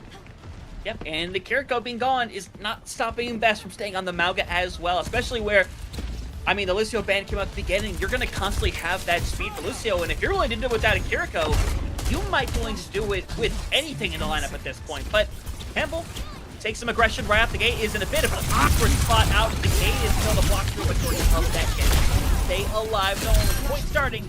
Eventually, Best got to make their way over on the point, but with Delta gone, you may have to consider elsewise as while there is a momentary touch that their life is very much making the balance right now, trying to find anybody to drill through, but that has a really bit of blocking out that damage. Worked out beautifully for the first fight. Yep, that'll be Unlimited, picking up the first point, or picking up and continuing to hold on to Market here. And I think this is going to be really nice for them to be in control first, because you're going to be able to get Arrow set up on this Bastion. It's a little bit harder to kind of push into a point on that Bastion. So 70S looking to rotate back in here. Sizz is going to have to take the angle here, try and distract Marlon a little bit so that Best has something to work with. It's going to be, again, you got to combo the timing of these stomps with Delta's damage, but the walls coming out from Handball have been very good to make that very difficult to punch. Arrow takes every bit of damage from Best Adam right now. Trades into the process as well. With Best like this, that backline is getting a lot of exposure as point over from a defensive survival is already coming into question, trying to burn away the smoke bomb there, but it becomes unnecessary as the rest of 7DS beginning to fall apart. Fortline still trying to hang in there, Sizz doing their thing as well, but Marlon there to finish things off, and after a point cap here, 7DS unlikely to touch this point once more. No, it's just going to be too fast of a percent build here for Unlimited, so 7DS are going to have to regroup, get ready for that second flash point here. Unlimited only extending the Pulse Bomb in that fight, so it's going to be very difficult for 7DS in this next fight. Oh, yes. That's true. 7DS are going to be able to actually get set up on the point first here. Still going to have to be worried about those ults coming in, but Winch having this beat is going to be a very good tool for them to work with, where Unlimited don't have the Lucio, they don't have the speed. So you might need to just use the speed to kite out, come back in with that. That will take downforce comes through. I believe catch onto a Coheed in the back right now, and Delta standing behind the whole Coheed trying to lay that override protocol. Can't find any targets yet, but eventually Arrow gonna find themselves in a rough scenario right now. Best gets the lead in, but to be fair, doesn't look like it's going to be enough as Campbell hanging in there slowly. He's burnt away, breaks the last one, surviving, but eventually is gonna meet their allies in the spawn room as 7DS end up taking that one away, and they take a reasonable ult trade as well. Oh my goodness, yeah, Unlimited committed so many ults into that, and late in the fight as well. Both the support ults coming out. Handball, well, it's Mauga time. Did his best on the hazard, but yeah, you really need that kind of beefy tank to be able to sustain on these. Yeah, and it worked out really well for Hamble last time over on that run of stop. But actually going to try to make some room. All of the heals going away. Best right now is just trying to get out alive. So without using that recall, because there's no one going down quite yet, David double down with a cage fight to try to burn away Hamble and Ethan who are in there. But again, both get out alive, but eventually the stomp comes through. And again, Unlimited going to fall down, but with 70%, with Marlon still being alive, a retouch is very possible. Man, Pac-Man deserves some overtime pay here. This Baptiste putting in so many heals onto Best, and then getting the lamp when Best goes in for that stomp as well. So right now, 70S are looking like they might be able to tie us up here onto Rabasa. Marlon will at least trigger the override. Delta is going to go for it. So far when it comes to override protocols, but eventually it's kind of just getting pushed out by the Baptiste. Reach eventually falls apart. Arrow a little too hard and for their own good, and 7DS will make this one nice and decisive as Marlon going to get one more touch, realizing, hey, we're just going to take the death here, and that'll be 1-1, and 7DS, they do empty a lot of their stuff to win that, but to be fair, they're around the corner matching reach with that Amp Matrix. Yeah, right. The Amp Matrix is going to make a big difference, especially as we head to the very far side of the point here. We're going to be going to Ruins, a point that has a lot of these kind of long sight lines right along the control point itself. So having the Amp Matrix ready to go is going to be so big here, but Handball having that cage fight might be a little bit bigger for Yeah, what's going down is rough. They throw in that Matrix, then we'll see what they're going to be able to do right now. Handball tries to separate them from it, and honestly, it looks going to work out. Best to be one alive, held down by their own cage fight as Marlon gets 3 to finish that fight right there. They only end up using the one ult to do it. They still are going to hold on to Matrix that Pac-Man ended up using. Yeah, I'm impressed with Unlimited's ult control in this fight. So we'll see both the Amp Matrix and Arrow held onto that artillery strike as well. Pulse bomb here for 70S. They might want to play a little slower, build up the speed, or find the opening. Yeah, it's a great opening over to Marlon. Pulse bomb. Barely manages to stay alive through it all, and that barely is going to hold them heavy weight as Best gets drilled down 50% for Unlimited already as they flip the switch directly back. They use both those support ults though, so Best coming online with this cage fight could be an opportunity here. You don't have to be worried about that rally. Ooh. That's a big opening here for 7DS though. Unlimited not going to be able to hold on to this point much longer. Yeah, you can separate not man eventually be taken care of, and Tempo Ruins is very Best to hang in there as well, and Best is going to be able to hang around him for a little while longer. Almost goes down, but eventually we'll see a flip at 92%. Hamble trying to get out alive. Looks like they'll be able to as Best get pulse, but unfortunately not going to do much. A tickle on the Mauga, really not concerned at all here. It is going to be rotation from Unlimited down the coast side here, but that game's still ready to go. Can't lose out on the cage like that again. Yeah, that's so rough. You see right there trying to hang right now. These arrow numbers help it. Your ultimate right there is so big. You stay alive through it. The flip comes through, and it's going to be map point online here for Unlimited. It's 50-50 shot as to where we go, but thankfully for Unlimited, the point is just behind them. Yeah, it's going to be a hop, skip, and a jump here for them. They're going to be able to get set up first here, and they have that Amp Matrix ready to go for Breach as well. So going to be, again, another nice point for this Amp Matrix. 70S are coming in with the Amp Matrix coming online, and that speed I've mentioned, so crucial. What a ult there from Fizz to clean things up, and now the DPS line beginning to clear some houses. Campbell's in it deep right now, but eventually going to take a swim as the rest of Unlimited is going to back out, reset as 7DS going to start out with the 4th point, and double support ultimates as well. Yeah, this is massive for them. Getting such value from the Pulse Bomb, taking out Ikman online early there. Excellent showing here from Sizz. So having both these support ults is going to be so important, especially where Handball has that cage again. Now, the last time we saw that cage used to split out an Amp Matrix, so we want to maybe try to not put it down. Yeah, Best in a really rough situation. Narcotic is gone, health depleted. Pulse Bomb comes out from Marlon as well. He's got rid of 2 of his own, and now the full wipe comes through. Arrow may have dropped in the process, but to be fair, you'll be able to regroup quickly, and now only ultimate online is just an artillery strike from Arrow. That's all we've got. That's it, and I mean, you do have the opportunity to maybe get some damage in. I think a lot of the time we're seeing that artillery strike more so used just to keep the Bastion alive, so I suspect Arrow might go for that play. Marlin is lurking here, doesn't quite have the pulse bomb, just to try and split somebody off that's lagging behind. Yeah, but Delta is easily going hammered into Minions because their best gets separated, gets gunned out, but Immortality goes timed out perfectly as you're trying to set in place, get rid of anybody, and Petman is a great person to find as well. Best moves out on all of that hair, and eventually they'll be wiped away, and now it is final fight territory as Delta needs to reset, cannot keep hanging here as the longer that goes on, the longer it's going to be for Delta to get back with the override protocol. Yeah, and the point is building up so quickly here. There's going to be one more fight, one more opportunity for 70S to stay alive in Suramoth, and they have lots to work with. They just need to find their way into this point. Yeah, Pete fight right around the corner from Beth as well. And you're looking maybe to cut off Hamble, and that's what you do right there. Hamble's in there. Well, Harlan gets caught in there as well, but they don't touch the point! No. Oh. Play of the game. I mean, what do you say? There's nothing to say, is there?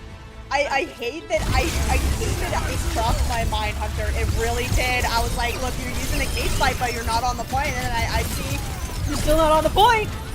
And unfortunately, that is a really rough way to go down in Surabasa. But hey, Unlimited, great showing. Fantastic showing through Surabasa. They earned that one. Yeah, they did. To be fair, they 100% did. They take it 3-1. Things really rough for them over on the second point, but they bounce back so quickly. They make the Malga swap. It ends up going in their favor after the fact. It's rough because it's a very winnable fight. They're still built up to a lot of good ultimates as well, and unfortunately, it just doesn't happen. So for Unlimited, they take the lead once more, up 2-1 in the series, but of course, it's the grand finals. It is a first to 4. There's still time for Y7DS to bounce back into this one right here. And honestly, it's rough because Best has been doing really good at this Malga, but the response for the Malga has just been to mirror it. And for Hamble, it's been going in their favor more often than not. Yeah, I think that just the timing from Unlimited with these Malga Stomps has just been a little bit cleaner. I think that especially having Arrow on that Bastion, you're just able to put out so much damage so quickly. So if you see the Stomp come in and you get the CC, you're almost guaranteed a kill every single time for the side of Unlimited. And even if Best is able to kind of go in there and get a Stomp, get a good CC, you just don't have that same burst damage. Yes, the Emperor can do a whole lot of damage kind of in these poke phases of a fight, but you're not going to be able to mow down somebody like a Bastion can. No, it doesn't work that way. Well, there's alternatives to taking care of things like the Bastion, the Malga nowadays, but in the current environment, it really feels like there are that few at high-level play where you have to go down that route. But we'll see what the response ends up being, because with us being in the 4th map and our map selections, we're only down to Hybrid and Escort right now. It's a bit of a smaller pool. Still a lot of diversity between the maps. You have to definitely give it that. I mean, if you wanted to keep doing the Malga game, you could very easily go to something like a King's Row, but there's a lot of big long range and dive-like maps that you could decide to force as well to maybe say, hey, the Malga, not interested anymore. You know, I feel like 7DS might want to take that pathway, because we've been seeing when they're on the Malga, they're winning it out, but as soon as Unlimited makes that swap over, they're just having such a hard time. And I think that Best had a fantastic showing on the Diva. We haven't seen that come back through, so I think that, yeah, taking us over to a map where it's going to be a little bit harder for that Malga to be played really might be the look here for 7DS. I think that you are probably a little bit concerned about that hazard, but you have the ban available first as well. So if you're 7DS right now, force a dive map, ban the hazard. That will also protect your Diva, and then you should have just, you know, the map advantage of not running into a Malga. I think that that's probably going to be one of their strongest plays here, because I think that taking the hazard off of the board isn't going to be too detrimental of a ban that you'd be really wanting back later in the series. Yeah, definitely so, but we're going to a map that, for some people, it's the antithesis of being held on first point. It's going to be Midtown to get is going, and this is a map that I don't get to see too much nowadays, but I speak very honest when that first point is very difficult to get through, because you have to have a very clear game plan, because if your plan is to simply poke until you find a pick, you might be standing at that choke for the next 4 minutes of your life. That's exactly it. It's, yeah, it can be very, very tough to come through here. You know, I don't really get to see a whole lot of Midtown either. I think it's pretty hard to contend when King's Row is in that map pool. But I do like the variety that Midtown can show us if you manage to get past that first point. The high ground on second point can be really nice to get your DPS kind of set up on. But I don't know, little interested here about the opportunity or the option to come in to Midtown, where you can force out kind of a brawl composition here. You can force a Malga here if you really wanted to. I think especially on first point, where there's more little kind of high ground to really be worried about, you can really just kind of force a fight on the point here. So 70S is going to have to get pretty creative, I think, here with their ban. Yeah, definitely. So you could be in a situation where, hey, we want to burn through this choke, but we don't have to worry about something like a Bastion, force Arrow out of the game. But instead, it's going to be that Brig that we brought up a little earlier on. I think, honestly, with the kind of map this is, it's a great selection. You could put Brig with so many different supports and have a lot of extra sustainability with that. So it might force a lot more of the Lucio agenda for both of these teams still. Yeah, and I think that it's a good pick onto Unlimited. Ickman Online has been having a stellar showing on the Brig throughout all of the maps.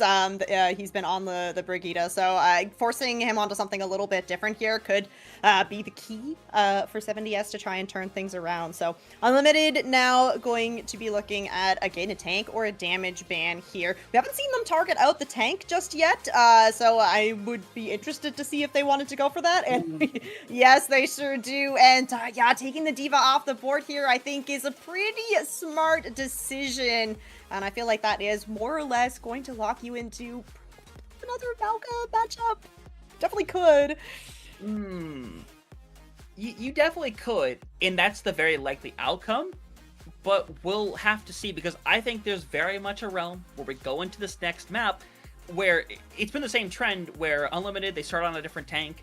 Eventually it doesn't work, and they immediately make that swap and do the mirror. We did see, I think we saw briefly the Sigma back over on Runasapi. It just didn't work out all that well. But on a map like Midtown, it has, I think, a lot more of a range to work with here. And it could be something Unlimited pulls out for that first bit of defense, and when things are forced to their hand, they could make the swap and go through. But that's also dependent on who's going to be defending first, because if I'm on Unlimited, if I'm defending first, that Sigma might be looking kind of good. Oh, that's so true. I feel like Midtown first point is kind of like a Sigma paradise, honestly. That first choke point is just so hard to get through. If you can have the poke damage that comes through from the Sigma, and then of course just really empowering your DPS as well. I think that it could be a bit of a stall out here. I think especially if Delta is maybe going to be on that Emerald, could potentially see him move over on to the Sojourn here as well. I think that the shorter sight lines on Midtown do favor the Soj a little bit more, but yeah, it can be so hard to kind of break through that first choke point. A lot of the times we're going to be seeing something like a Sim maybe make an appearance. We did see that banned out on map number 1, so potential maybe for one of these teams to have that in their back pocket. If you catch the other team off guard with it, it can't work really well, but yeah, it's pretty easy to make an adaptation to it. Speaking of adaptations, so we do have an actual role swap coming through. First of all, Atrophobia is coming back in over on the DPS category, but Arrow, maybe getting out of DPS, is not leaving the lobby though.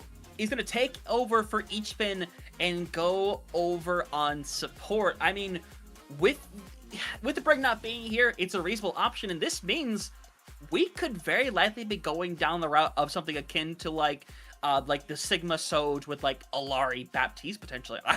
In my head, that's like a very real possibility.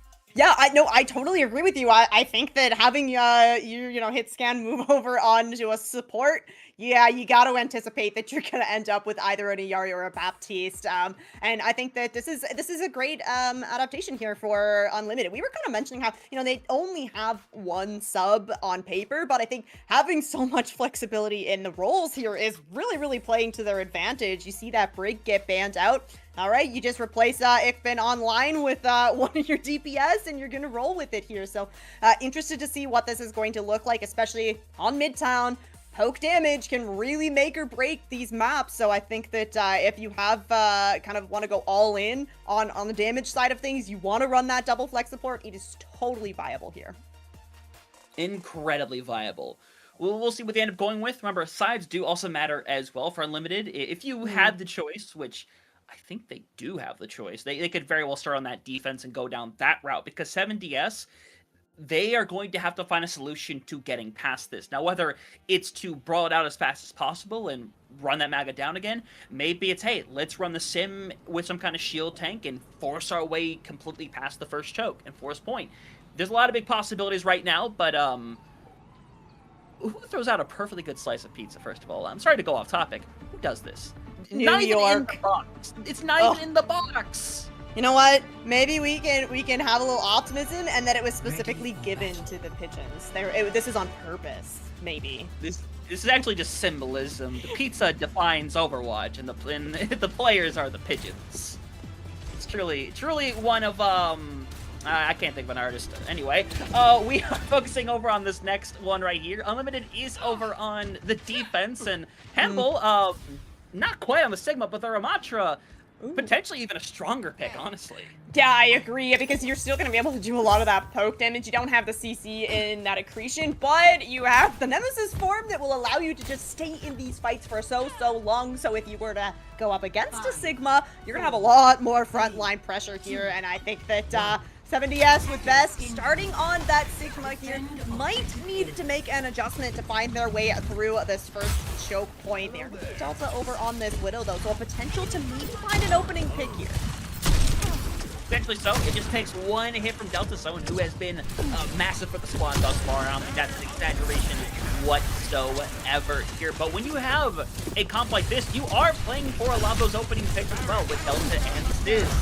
The best thing you can do is just hang around, stay alive, continuously make room. But if there's a character that's so hard to walk into, it's that Ramatra that doesn't care what you have. They're going to keep running on you. Yep, that's it. The Nemesis form, really just that second life here. Quite the angle being controlled by Delta, though, and nobody from the Limited is looking at him. Yeah, it's kind of crazy. Oh my goodness! Delta finds the shot right onto Marlon, and now this opens up such a big door for 7DS. They're about to have this first pick underway. They have to put some pressure on, though, because Marlon is going to be back very quickly. Yeah, the Tracer's got a whole lot of movement here. Hamill, I think, has been below half HP for the vast majority of this fight. The one pick picked up already here, and now the fight being involved into a whole lot of scrappiness.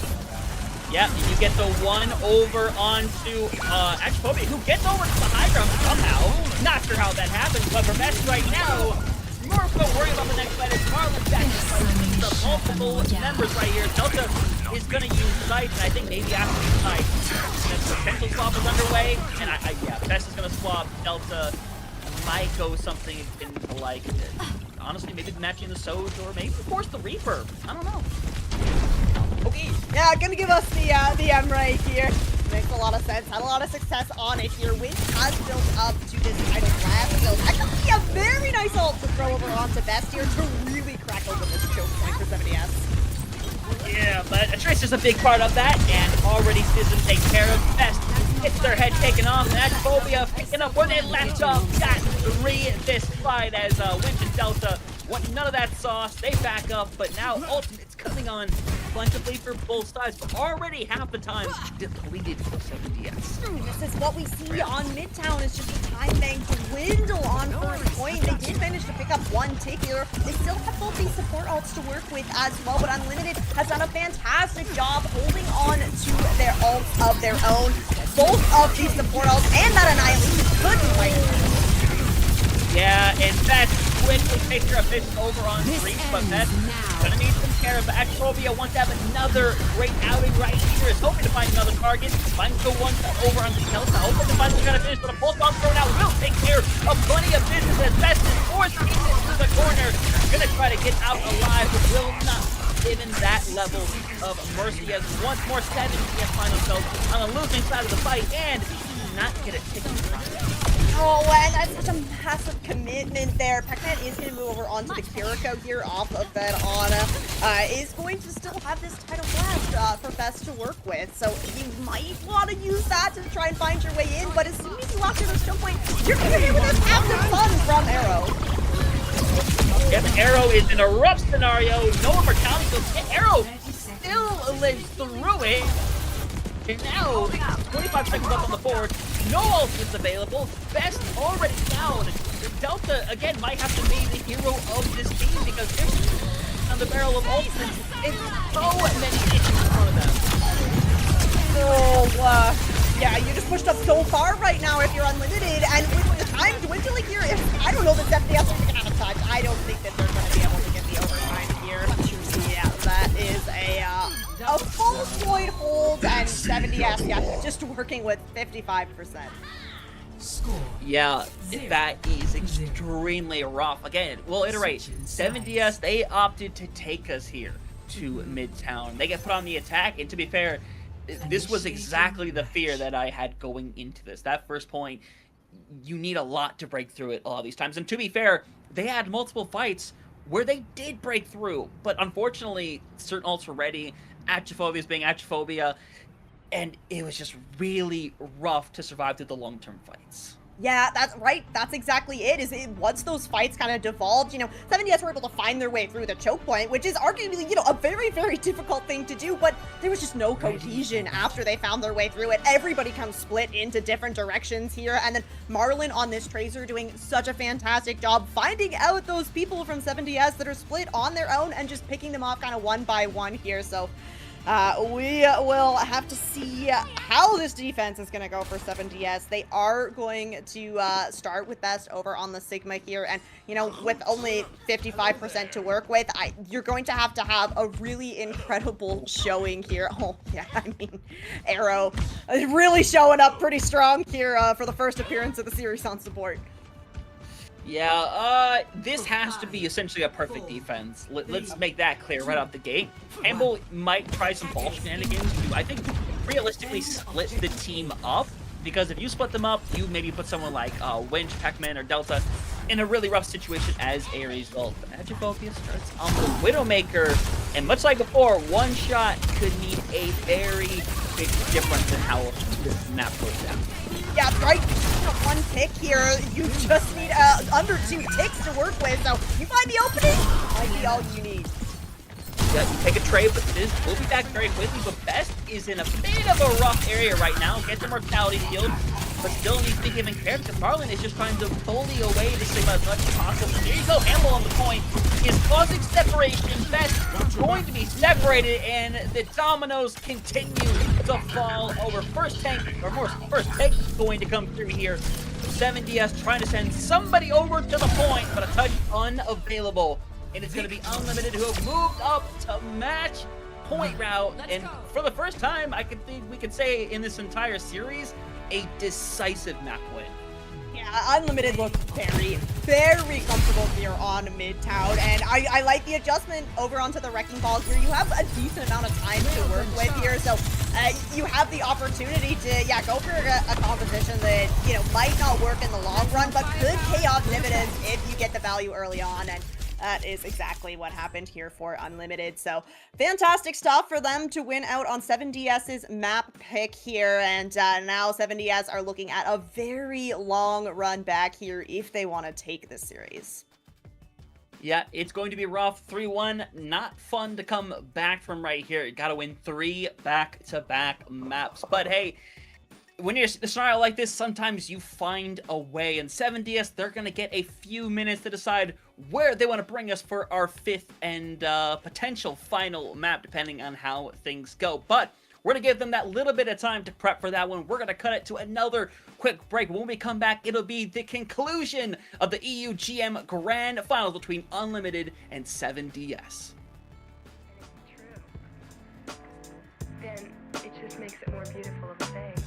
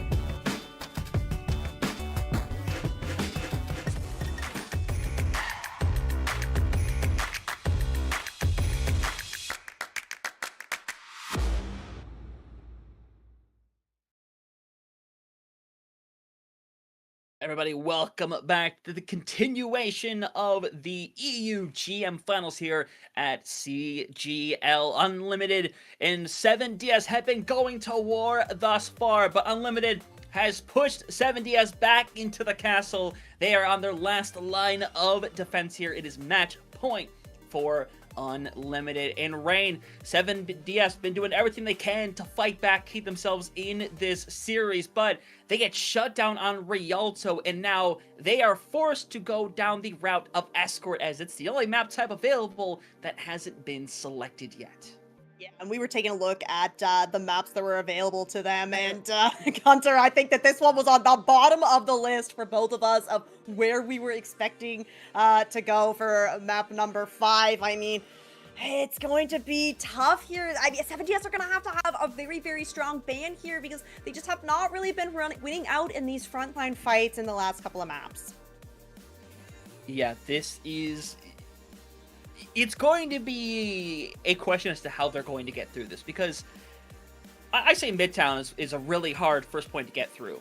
That corner on Rialto, the second one specifically, to getting to the town square, that could be really tough to break through as well, because you have to force your way past the tank to get to everybody else, or you have to rotate through the high grounds and force a poke game there. There are ways to get through. And to be fair, they might just get past it on the first try. It's very possible. But if I'm unlimited, I might just be running it back with the same exact thing I did on Midtown because it worked so well for them on the defense. Yep, it sure did. But you also have to keep in mind that, you know, we could potentially see Ikbin Online come back in if you really wanted to. But, I mean, Arrow did look really fantastic on the support, and Rialto is great to run a double flex support backline as well. So, yeah, Unlimited definitely could run back with that. So, what is 7DS going to ban here? If we're thinking about how that Midtown map went, I mean, you could go for the ban onto the Ramatra, but we've just seen so many different tanks come out from Handball that could be pivoted onto. It's going to be very, very hard to pin down this tank. It will be difficult.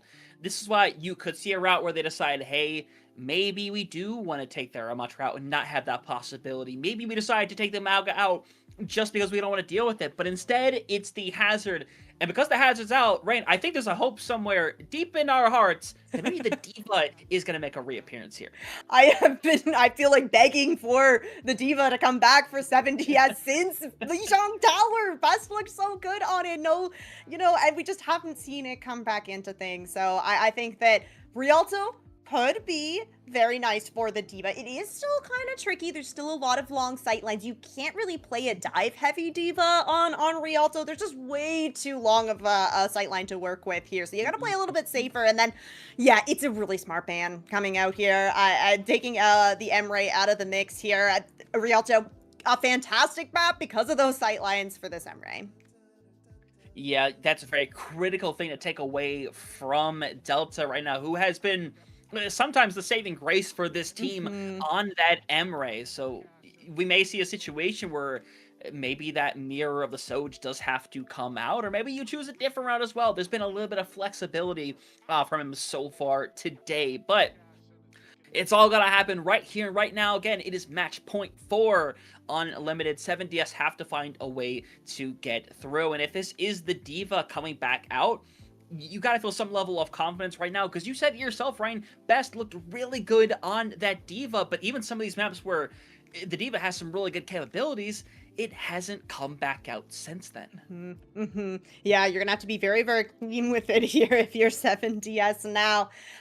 We'll have to see if there's any substitutions that come in, because like mentioned, the Brig is back into the mix here. So if Unlimited wanted to, they could put Ikbin Online back over onto that hero. I think that, you know, once upon a time, we used to see the Brig Ana played a decent amount here.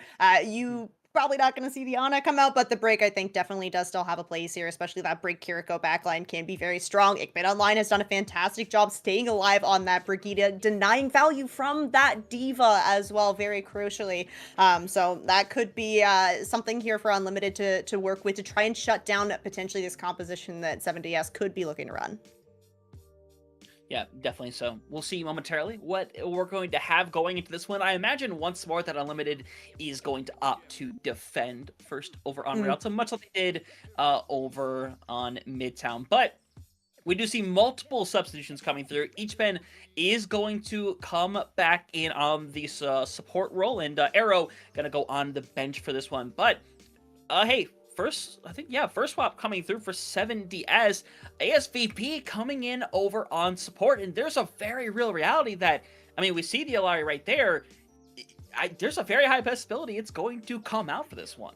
Yeah, right. Winch was on that main support here, and he's maybe showing us the Yari. And like I mentioned, double flex is very viable here, so could potentially get to see that come out. It could pair nicely with these long sight lines that you have to work with, but you're gonna have to be so careful here. I mean, Aticophobia has been so dangerous. A Marlin is still in as well, so expecting that there could potentially be a Tracer that comes out here, which double flex support can put out a whole lot of damage, but the peel potential is not the same as having a main support that can kind of duel with that Tracer a little bit, whether it was Winch on the Lucio or on that Brig. So a lot more pressure, a lot more of a glass cannon kind of composition if they do want to run with that. So they're going to have to be very aware, very cognizant of where these DPS are positioned. Definitely so. We're getting this one underway, and immediately I see the D.Va come out here.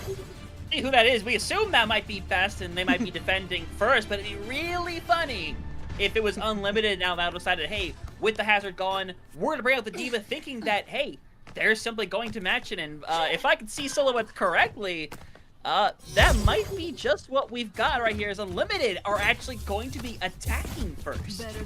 Okay, interesting selection here for them, but hey, showing a decent amount of confidence, I think. So, all right. I am very happy to see Best come out on the D.Va here. It is going to be ASAP on that Iari as well. So it's going to be that double flex support backline. Unlimited are going to be running with this on a Brig backline here. So we'll see if Breach is going to be able to land any of these anti-nades for Marlin to try and follow up with. Best though, having that DM, it's going to be a little bit tricky. Definitely so. It's really interesting seeing them the Ramatra come out here again as well. It's going to help them curve through this corner right here that's so difficult for so many teams in the past to force their way into right now. But you see Best already has to fly out of there.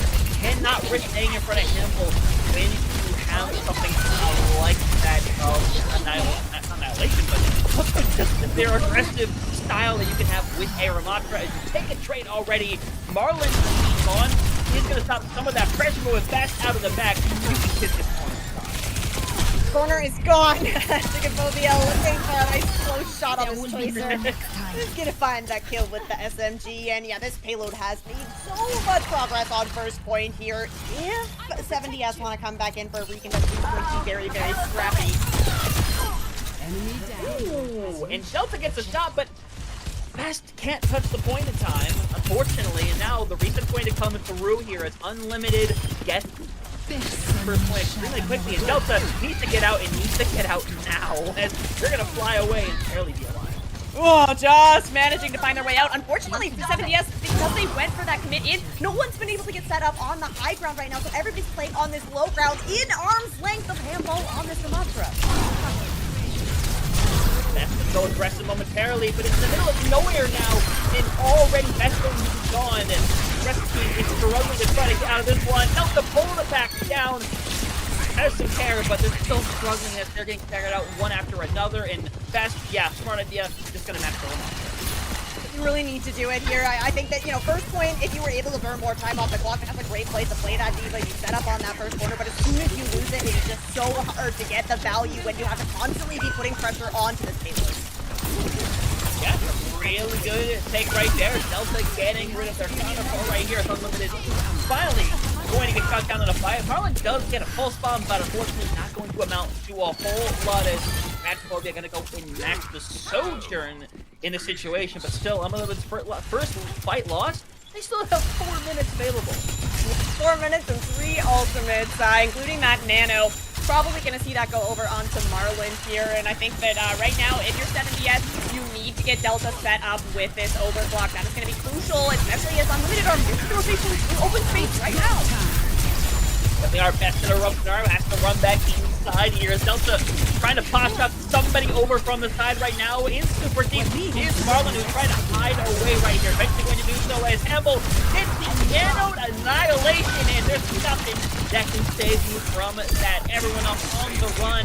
It's just the support hanging about though, as a retouch, I don't know if it's doable. Sis maybe can get back in time. Yeah, there might be like one touch coming through. They do have the continuing rush to try and find their way into things here, but that rally from Igman online is going to keep Unlimited stabilized in the mid-game. Yep, Rally going to be used in exchange right here. Pulse bomb would be absolutely fake here from Ziz. West will reach out of there instead. Everyone's going fighting back on that corner right now. ASVP is going to have the Cactus Sun ready to go as well. And this 20 hit target, no cleanse available either in this situation on a break backline for Unlimited. See, waiting for the right moment. Cactus Sun going to come out. It gets straight blocked away there by Eastman online. And now the fight taking place on the point as Campbell, at the very least, does get separated away to make a reasonable trade at this stage, especially with Fast there with a lot of health and Annihilation sitting by. But that health is dissipating quickly as they go down. Oh my gosh, I mean, Unlimited might just be pulling things out here, and they do! They managed to do a cap on the Hardening Pulse Bomb from Sizz, but yeah, that payload has been capped here. Unlimited gonna get those forward spawns, of course, so 70S are just gonna have to set up, try and dig their heels in for third point here, just under a minute, or 4 minutes here for Unlimited, so they still have so much time to work with here, and be able to build up some ultimates, so right now for Unlimited, it's just a matter of trying to survive through this Annihilation from Best and get a Phobia's overclock online. So lots of time remaining right now, but this is a really hard area to push through as well. Breach gone early. Temple, though, gets a little bit of revenge on the support line, but Bex is going to go and is going to help get rid of 2 here, and now he has Bex, again, has overplayed their hand a couple of times. Temple was very tough to get rid of here right now. At this stage right here, maybe I'm thinking of getting out, but Temple looks like they're going to get careful in time. Looks very far, does have the shield, too. Shield up. Oh, this is a big opening now for Unlimited to push forward. No tank to worry about, and you have that overclock in your hands. Yeah, this is going to start getting very rough very quickly right now if Delta doesn't get the better of Acrophobia. Especially with the Nano Annihilation ready to go, you need to find picks, you need to find them now. And Sizz heard me somewhere in the ether as Farland taking down very quickly here. You see them immediately back up a bit, but remember, for 70S, not going to overplay their hand too much here as Hample has the Nano sending by at any moment. Yeah, right, ready to go with it. We saw an Annihilation come out the last time. Unlimited looking to commit with that again. Yeah, but I love it. The skill is a lot better, but Best in a rough area. Doesn't have the forming time, and now take a couple of reasonable trades right now. Hample's got rid of their second in the fight. Delta trying to get out of there. SVP is going to go for this. He's going to get a couple on this one right now, but it's not going to be enough to do a whole lot of anything. It does buy them time, though. Yeah, ooh, okay. What nice shot from Delta. Now SVS need to capitalize on that, reduce the pressure from Arlen on the Tracer. Yeah, and I'm pretty sure as well, Marlon lost out on the Fulcrum as well. I don't think it properly came out, so hey, a little more to look forward to there. Delta again, getting their counterpart right there. Unlimited. Now have kind of hit a wall here when things have been going so well, but Cannon and Delta is a great way to take a sledgehammer right to it as Sizz on the run, eventually gets there at the last second. Right, Unlimited have the rally. They're building up to a Nano as well, but this Kitsune Rush from Techman could shut down any momentum that Unlimited are trying to buy here, but the more space that you give for Unlimited, the less opportunity you're going to have for a really good Kitsune Rush. Yeah, and that's really aggressive. It gets snatched in time here with the Kitsune Rush right here. But now, this time goes on to Acrophobia right now, who's going to find the head of the SVP. Gets Sizz as well, and Delta kind of just in there right now, hoping to get somebody, but Acrophobia gets the trick hat instead, as now somebody needs to touch this. Team kill coming through is so rough here. Delta does have that overclock to work. Best nearly has the Annihilation. He does need to get a contest on this point. Get it momentarily. They're going to get it one more time. And Best just needs to hold the thing right here, right now. You cannot hold out as Delta is going to get rid of one. He's find a second very quickly as Delta gets stretched out to himself for this here. He's really going to be snapped up right here. And Hamble has got to the two. Best is running out of Paris. The cat comes back. The cat is going up as quickly. Best holding up for as strong as humanly possible here. Best is the only one still alive on the point. No overtime available. 4 seconds on the clock. It's a great hold for third point, but just too much in the bank for Unlimited. Yeah, I am very impressed, you know, almost 4 minutes there for the attack on Unlimited. So 70S, hey, they did exactly what they needed to. They dug their heels in. They got a lot of time off the bank there, but yeah, unfortunately it came down to that last fight. Handball pulled the trigger on that Annihilation first, and by the time Best pulled the Annihilation out, there just was not enough HP to keep that Ramatra alive and to be able to kind of push forward onto the squishies. So All right, it's a good push here from Unlimited. It's going to have to be a very, very strong attack here from 7DS. I feel like, Hunter, we usually see a lot more time burned off the clock on first point specifically here, and unfortunately for 7DS, that just really wasn't the case for them. It came all the way down to that third point. Yeah, seemingly so. And now for 7DS to keep themselves alive in this map, they gotta finish this point. Don't even have to do it with time, just need to finish it. And you see Best potentially coming back out on the Orisa that, again, much like the Diva, haven't seen since all the way back on Lijiang Tower, first point of this entire game so far. So we'll see what ends up coming out. As for Unlimited, it worked before. The only difference is Marlin starting on the Genji. Ooh, okay, I like the Genji here, especially on first and kind of second point of Rialto, where you have a lot more high ground to work with here. It does mean that Sizz is going to be a little bit less contested, where you're not going to have the Tracer to match, but I think where you're running Ikbin online with that Brigida, you aren't running that double flex support, it does give you a little bit more security in trying to deal with that Tracer on your own as well. So, see how well it works out to get things started as a lot of sustainability with that Orisa as well. But Sizz just walked into the belly of the beast without tell the tale. But now, this is where I kind of bring up that struggle of getting past this corner right here. Because when Hamble decides the time is right, he's only going to drop down as he already has. And now, you either need to force Hamble out, or you need to send enough chaos into back to force the Ramattra to turn around. And so far, you see one thing happening is eventually Campbell does have to go up the corner. It's getting extremely low spun into eventually. Marlin trying to find some help, but eventually Campbell falls over, and for Unlimited, they're getting put back quickly. All right. And I said that usually we see a little bit more time burned off the clock on first point. Doesn't seem to be the case for either of these teams. That payload is approaching the first checkpoint very, very quickly here. The question is it going to go for the recontest here? I don't think they're going to be able to. Yeah, you see the Brig gonna take a swim. I think landed on the boat momentarily. Realizes just needs to reset. His Brig's gonna go over to the stat. He's set. I think it's a really a spot. And Campbell as well on the Diva now. Okay, yeah, this is interesting. I wasn't necessarily expecting to see this come out for Unlimited. I do still like the Diva on second point. You have some high ground to work with, and you're going to be able to deny some of this high ground from 7DS. So this is a good spot for Unlimited to be set up in, but 7DS can't even do on their Diva. So what happens right now is Best have a Terror Surge ready to go as well. It's getting tinted from both sides currently, but progress slowly being made over on this point.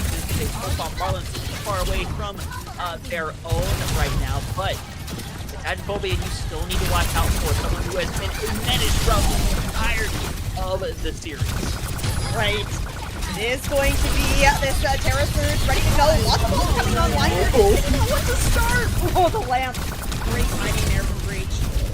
Yeah, forced out a ton of resources, but Sizz doesn't get any help in time, and now into the 4v5, this might be with 7DS come to a stop for now as Delta getting pinstripped for a moment. They're eventually going to fall on over as, the rest of Unlimited going to push up, try to find some later fix right now as 7DS trying to care for one another best they can, and it's looking like everybody's trying to get alive, the best falls at the last second.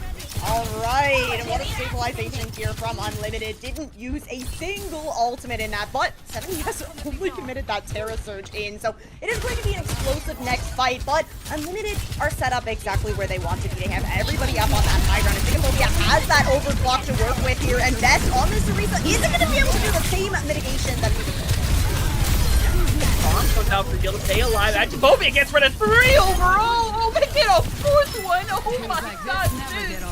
Falls right after, but Agophobia, oh my god. Look, you give him the space, he's gonna do the damage. Just fantastic showing on this Sojourn here, and it is going to be the swap now. WS are gonna have Best move over onto that Diva. Quickly didn't use any of their ultimates in that fight, but they need to clear this thing. They're having such a hard time with all the damage coming into them as they're crossing that bridge. Yeah, he is Holcomb gets a nice stick, 2 more pound, he's still there for 3, so it's a rally. Also going to be forced out is a lot of tools to take care of his Delta, trying to burn away. Does manage to get a team match right there, but again, you take out an awkward trade. You're in a 4v4 where Hamble is going to get back much quicker than Delta.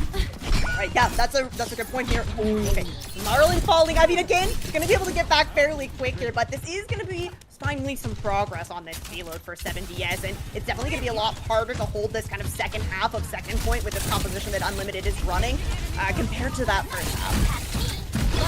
Yeah, so Unirush is going to be used here to try to make some of that space, and they're going to double down with Dolphin, which means if you just manage to fall long enough, you have a really good route to get through, but Hamble is going to be dropped in the back line, taking care of it, looking like Unlimited could eventually fall apart. The point here is going to be 3.5 minutes for 7DS to get through, but we saw how long it took Unlimited last time. 7DS needs to do better than that. Yep, they really do need to have a little bit more time and then 4 seconds. Handball making this swap over onto the Ramatra is going to be so tricky for this next fight. And I anticipate we're going to see Best make a swap over as well, but is this bomb ready to go? Would love to be able to use it kind of aggressively to maybe find a limb rather than just using it for the remake, because using it for a remake against the Ramatra is going to be very, very dangerous with all that frontline pressure that's available. Yeah, genuinely so. But already gotten a lot of progress right now, but a pause comes through, and you know, maybe an awkward spot for Sizz right now. But either way, I mean, just under 3 minutes. They have a lot of good progress. They forced the swap back over to the Ramatra as well. They have some good tools, but we said the same thing about Unlimited when they went into their third point attack as well, and it took them what essentially went to overtime. Yeah, but pretty much, 4 seconds really doesn't mean a whole lot in the world of an escort map. No worries about a draw happening here. Knock on wood, I suppose, all technicalities. Oh, I don't anticipate it's going to happen. But right now it does feel like there's a lot of space for 7DS to work with as well. They pushed really far into the third point, and yeah, Sizz is in a little bit of an awkward position for when this pause comes through. I don't know that he is being looked at by Breach right now, but the Baptiste has done such a good job with the timing of these lamps that I think that you're gonna have a really hard time finding a limb here. So I think right now for Sizz, this Pulse Bomb really might just be to force out a lamp, and then you try to go in aggressive because you still have that Diva Bomb to work with, so you could try throwing that in. But right now it's going to come down, I think, for 7DS to really kind of lock in on getting some big value from the ultimates that they have to work with. Yeah, exceedingly so. Again, they have quite a bit that's online going in to this fight. They do use double support ultimates to get that second point cap as well. But I mean, you're going to have Sizz, who's going to have this Pulse Bomb. The remake is ready for Best as well. There's some good tools sitting by, and because some of these swaps have come through for Unlimited, like the Ramatra, they don't have as much sitting by. So with that being the case, the longer this goes on, realistically, the tougher it's going to be for 7DS to be able to push through and finish the map. Yeah, and that's going to be the name of the game right now. 7DS, I mean, I'm impressed with the showing that they're having so far. I think that from what we saw in Midtown, the hopes weren't super high heading into Escort, where, the tempo of Escort maps are going to play kind of similarly to that of a hybrid, and Midtown was just a really rough map for 7DS. But, despite you and I think, being a little bit shocked that we were coming into Rialto here, I think that so far 7DS have been showing us exactly why they've opted to take us in here. So, excited to see if they're going to be able to finish out the map. Would love to see the series go on a little bit longer. Grand finals, even though it's been very close on the first couple of maps, feels like Unlimited has kind of been running away with things here. So it's nice to see that 7DS still have gas in the tank to try and take this back. Yeah, obviously getting a fight until the very end right now, but the very end, it could be 3 minutes away. It could be an hour away for all we know. But we'll have to see here pretty shortly. It's looking like we're having everything back into form and can get back into this one momentarily. But for 7DS right now, especially since being in that backline right now, part of me is like, maybe I just recall. Maybe I feel like they figured out that maybe I'm right here. We've had enough time to kind of talk through these little pauses we have. Teams will just have to be like, and they'll break through every bit of info that they have. Yeah. And right? react accordingly to that. Yeah, so I think that's going to be really important, I think, for getting a stabilization here as they head into kind of this end of the pause here. I don't know, though. It's tough because having, like we mentioned, that Pulse Bomb and the Diva Bomb still ready to go are pretty big for trying to build some momentum here. And 7DS have pushed pretty far into that third point already. So they really only need kind of one clean fight win here. If they can get a little bit of a stagger going, they have an opportunity to maybe finish out Rialto with a good chunk of time. They have a chance of doing that. They definitely do. The biggest goal, or the biggest issue, I should say, is going to be getting past Campbell over on the Sumatra. That's why the stop comes through for the third point. He's going to be extremely difficult right now, but get the start by going after the backline as Sizz thought about it. Still waiting for that recall to come through as ASVP down early, and now Best needs to get out of there quickly. You get D-Mac Unlimited, they are not going to show mercy. They will change one all the way to heaven. Yeah, that's so true, and Rialto is a pretty long walk back here. Marlon's still alive. Pulse Bomb does come through. That is the thing that 70S are looking for. Oh, it's the two picks they're looking for. Maybe the third Sizz gets through. Marlon finds a really good one over there as Nova handles fourth in the corner. Needs to be taken care of right now, and eventually will. They had the requirement for success here. They're getting them done right now. They're going to throw bodies over on the point handle. Could not get back sooner enough, but somehow Sizz goes down, and now they're going to throw in the investment. The handle is going to get back in time. This one, doesn't. They have to get out. It's going to be a little bit of a reset here. Marlon is out of the fight though, and it's a long respawn for them. So coming back in with a Kasumi rush is big here for 7-Yes. They'll let that loose rally as well, and now everyone is out. They are gone. To be fair, the fact that no one dies, so massive. Annihilation is down all the way. Bomb's good to go. We're seeing a modern day Pokebomb on display. Doesn't get anyone, but it's going to force Hamble to use everything to stay alive. And with an extra minute 18 on the clock, 7-Yes finish the map. I mean, that's incredible. The double ultimate, the peel, the immediate bounce back, it's incredible.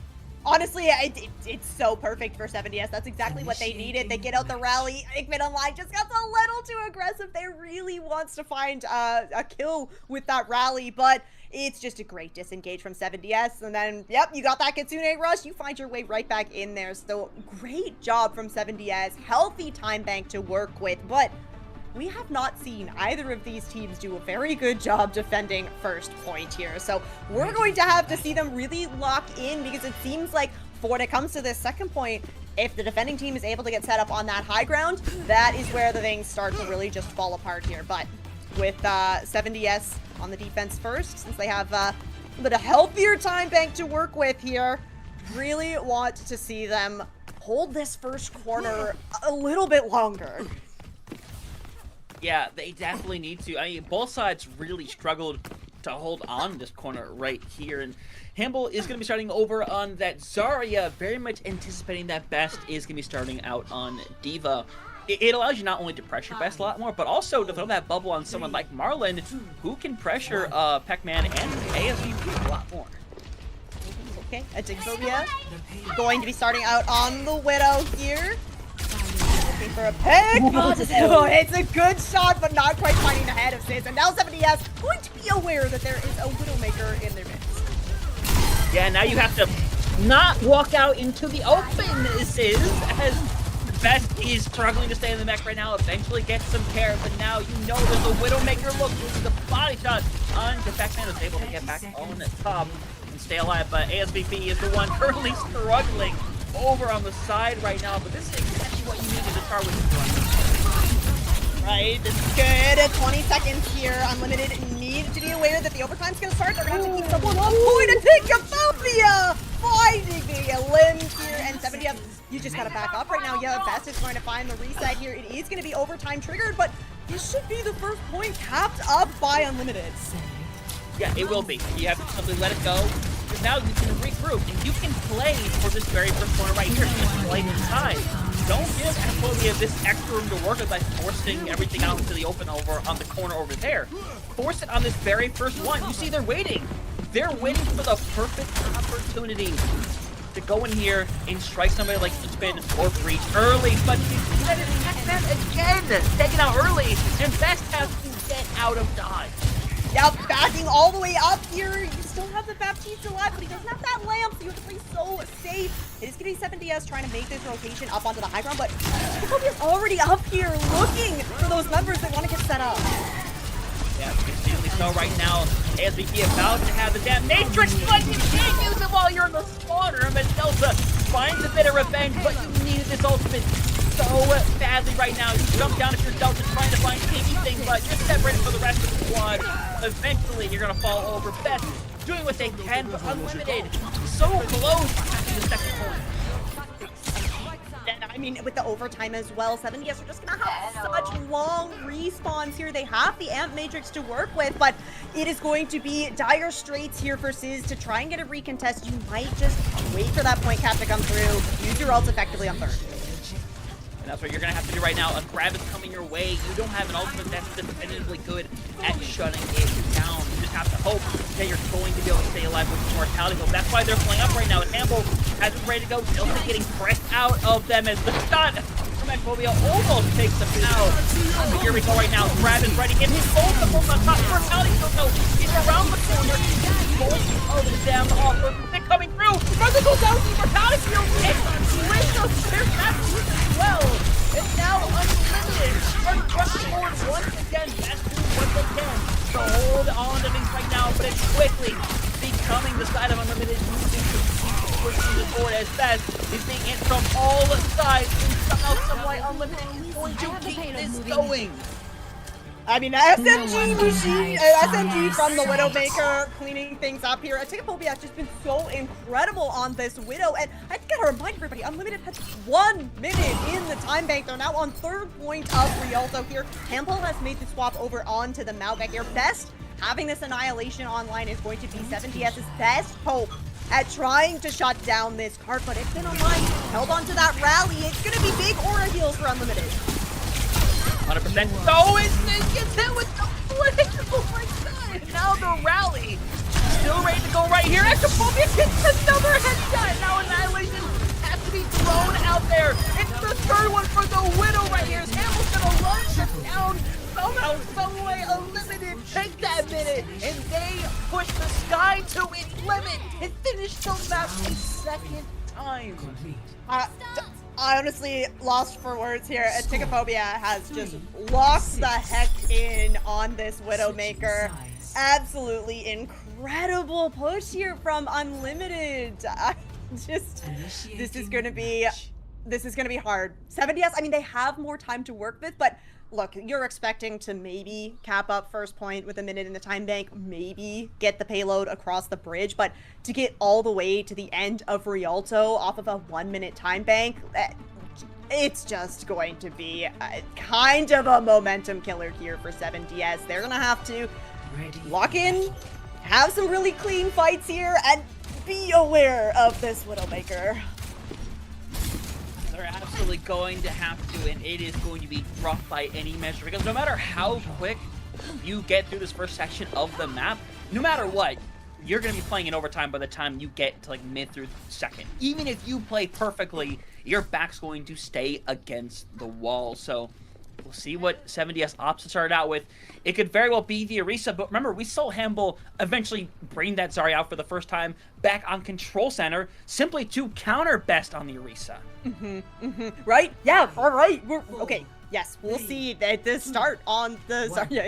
It's so smart here, but we're not really gonna have as much control of the high ground. So you are gonna have to be taking these kind of frontline duels against the Orisa, which can be very tricky here, but this Orisa's not gonna offer any protection from this Widowmaker, so it's really on 7DS to play their angles very, very well, scout out this Widow early on in these fights. Yeah, definitively so. The one person that's really been able to shut down Ectophobia at all has been Delta. That's been the percentage throughout the entirety of the series. As you see, this gets caught at the last second. Again, Ectophobia getting up out right now. He's getting rolled into a little bit. Has plenty of thing though. Is going to force off the high ground. Campbell has to give some kind of space, but to be fair, when it's just Best right there, you can keep pushing. As right now, this is really nothing but burning away more and more clock. Right, very important here, and it is going to be a couple of coming out on top of that. That is not the outcome that Delta was expecting whatsoever, but 7DS are still at least in control of this high ground, so at least you are going to be denying that base from the side of Unlimited. You've got to wait for Delta to get back into the fight now. You need to survive. absolutely needs to breach another big hit on the DPS line. It is on Acrophobia, another dub over Delta. And 7DS are beside themselves right now. They're building into some good ultis right now, but they're going to be taken care of once more. And with 45 seconds left, we're back could not be further against the wall. Yeah, it's really rough here. Unlimited building up to this grab is going to be massive fight win opportunity for them. That Terracer is ready to go here for best, but Unlimited with this DPS composition is playing very split from the core. So right now, if you have this Terracer, you're looking to just try and walk onto the supports, maybe even force the bubbles out from handball and just go for the solo Terracer onto that Zarya. Has to be utter perfection from here on out for 7DS. You cannot afford to have anybody lose their heads out here, but ASVP is the first one to go down. Unlimited have a grab ready to go, but Delta is not going to go out without a fight here. But unfortunately, Phobia does not care about your efforts. As they're going to be pulled in at the Phobia again. Take seconds. This doing everything they can, but for Unlimited, we have hit the sky as they will be your EU GM champions. Fantastic stuff here from Unlimited. Just incredible showing on this last map particularly, but all throughout this series, it felt like this team was just getting better and better and better. And I think that we can say that not only of this series, but of this entire season. This team coming in as that underdog in the playoffs, matching up against 7DS. Another underdog story here. Honestly, could not have had a more fun match to work with. Even though we didn't go to map number 7, definitely still a banger of a series. An amazing series. One where 7DS, they never gave up. They kept throwing everything they possibly could at that wall. And to be fair, they found some good success in there. They fought back super hard on Runasapi and managed to hold on to that one. Suravasa, they threw a lot out there right there. But it was so rough over on Midtown. They have a really good bounce back on Rialto, where they finished the map with over a minute more in terms of time. But unfortunately, the attack from Unlimited is too much to bear. Atrophobia locks in more than I think they've locked in the entire series so far, and they close it out in style. Fantastic bans throughout this season as well, or out this series as well. I think that getting to see kind of a good balance of the tank, the support, and the DPS bans. Sometimes teams can maybe lean a little too heavy into trying to really focus out one role specifically, but I think that both teams showing a good understanding for the flexibility of their opponent. Unlimited the flexibility in the roles that each player can play, and then 7DS, of course, just having kind of that depth of a roster to work with here. So good showing from both of these teams, but yeah, massive props here to Unlimited, who are going to deny that revenge that 7DS was looking for coming up from that lower bracket. Yeah, 100%. So 7DS, they take away that map. Once you take away a map, you feel like, hey, we can get 4. We can find a way. But Unlimited shut it down. So, I mean, firstly, like that, congratulations to them for taking away Season 17's EU GM tier. But we're going to be setting up a couple of interviews from both sides for y'all, so we're going to cut it to one final break. So when we come back, we'll hear from the winner and the defeated of this Grand Finals.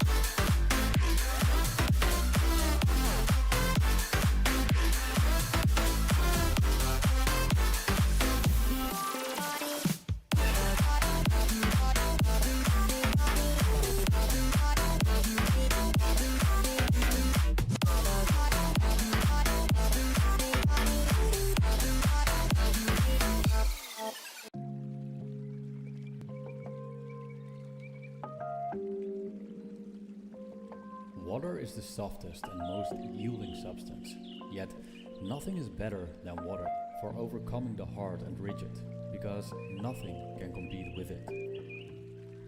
Lao Tzu.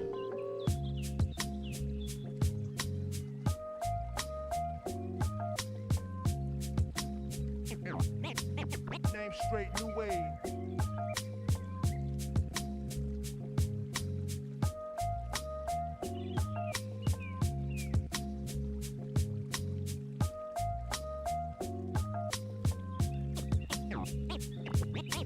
Name straight, new wave.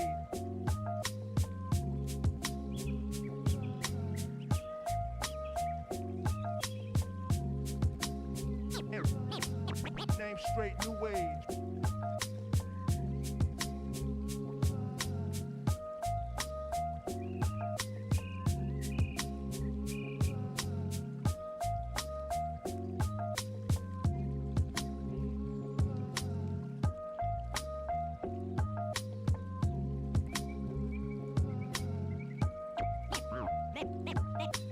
Name straight, new wave.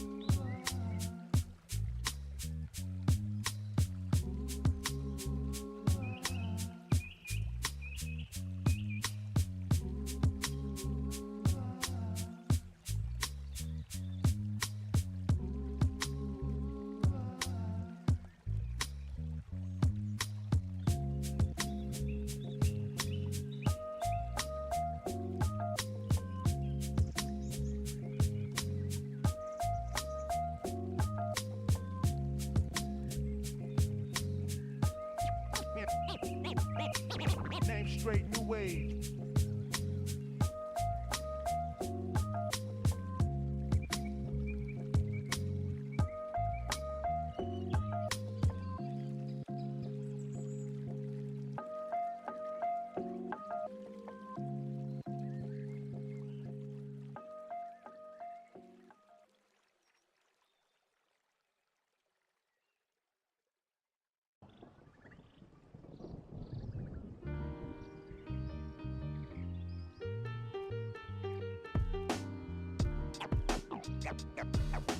Got lots of love. Love.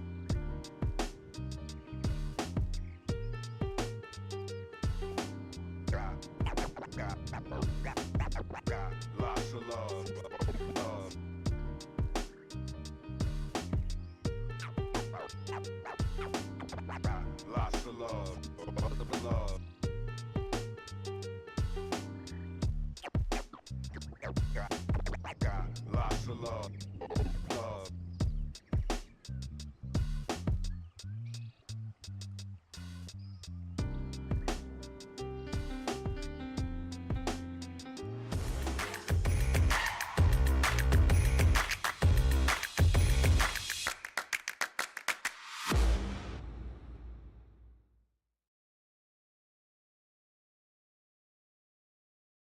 Everybody, welcome back to the other side of our grand finals matchup here for EU GM tier. It was an absolute war to the final second. Unlimited do end up pulling it out. But here, to close things out for 7DS and the phenomenal season that they have had here is ASVP. And I mean, I'll say it again, first of all, congrats on how the season has gone, getting it all the way to the grand finals and fighting to the very end.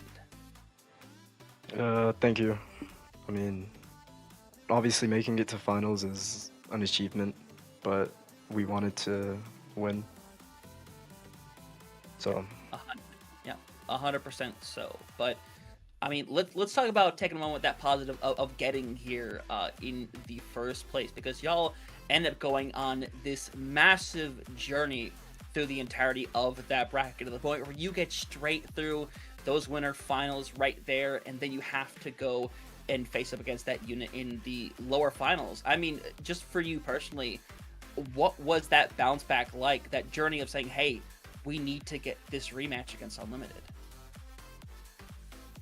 Well, obviously, we knew we had a chance, and we made changes, which, I mean, losing 4-1 is still bad, but it's better than losing 4-0 or 3-0 like last time. So we did play better, but we didn't play good enough to win. Yeah, that's fair. I'd love to hear a little bit about since it's the end of the season here, so maybe I can pick your brain about some of your favorite compositions without having to worry about giving anything away for the next team. So we got to see a lot of flexibility out of 7DS, not only in this series but kind of throughout the season. And of course, there's been a decent amount of kind of changes that have come throughout the season, including some pretty impactful patches. So can you tell me a little bit about like what was the meta that 7DS really kind of leaned into the most and really enjoyed playing the most? Well, we would usually just play the Diva Sword Tracer and Curie Lucio backline, but I might be a little bit biased, but my favorite was anything that had a Lari or Brig, because those are my two favorite heroes. It's fun to get a little bit of variety in the back line. I can definitely understand that. Looking at things like Hunter mentioned, you guys had a pretty long run to get through here, and I know that you would have been asked this question, or maybe not you specifically, but 7DS would have been asked this question about who you were kind of most concerned about coming into the playoffs when we did that kind of draft at the very beginning of the playoffs. So kind of looking back at things, was there a team throughout this playoffs that maybe kind of caught you off guard that you maybe weren't expecting to kind of go up against in the way that you did? Definitely Unlimited. We knew they were a good team, but we didn't expect them to be this good. Fair. Yeah. I mean, that's extremely reasonable, given this entire bracket, the way the seating was. I mean, you probably couldn't have told what the seating was when you look at this entire bracket. It's an amazing performance overall to get to these grand finals, but now the season is done, definitively so, as you guys were actually the final grand final of the season. So whether that be personal for you or whether for 7DS specifically, do we know what's next for you in the squad?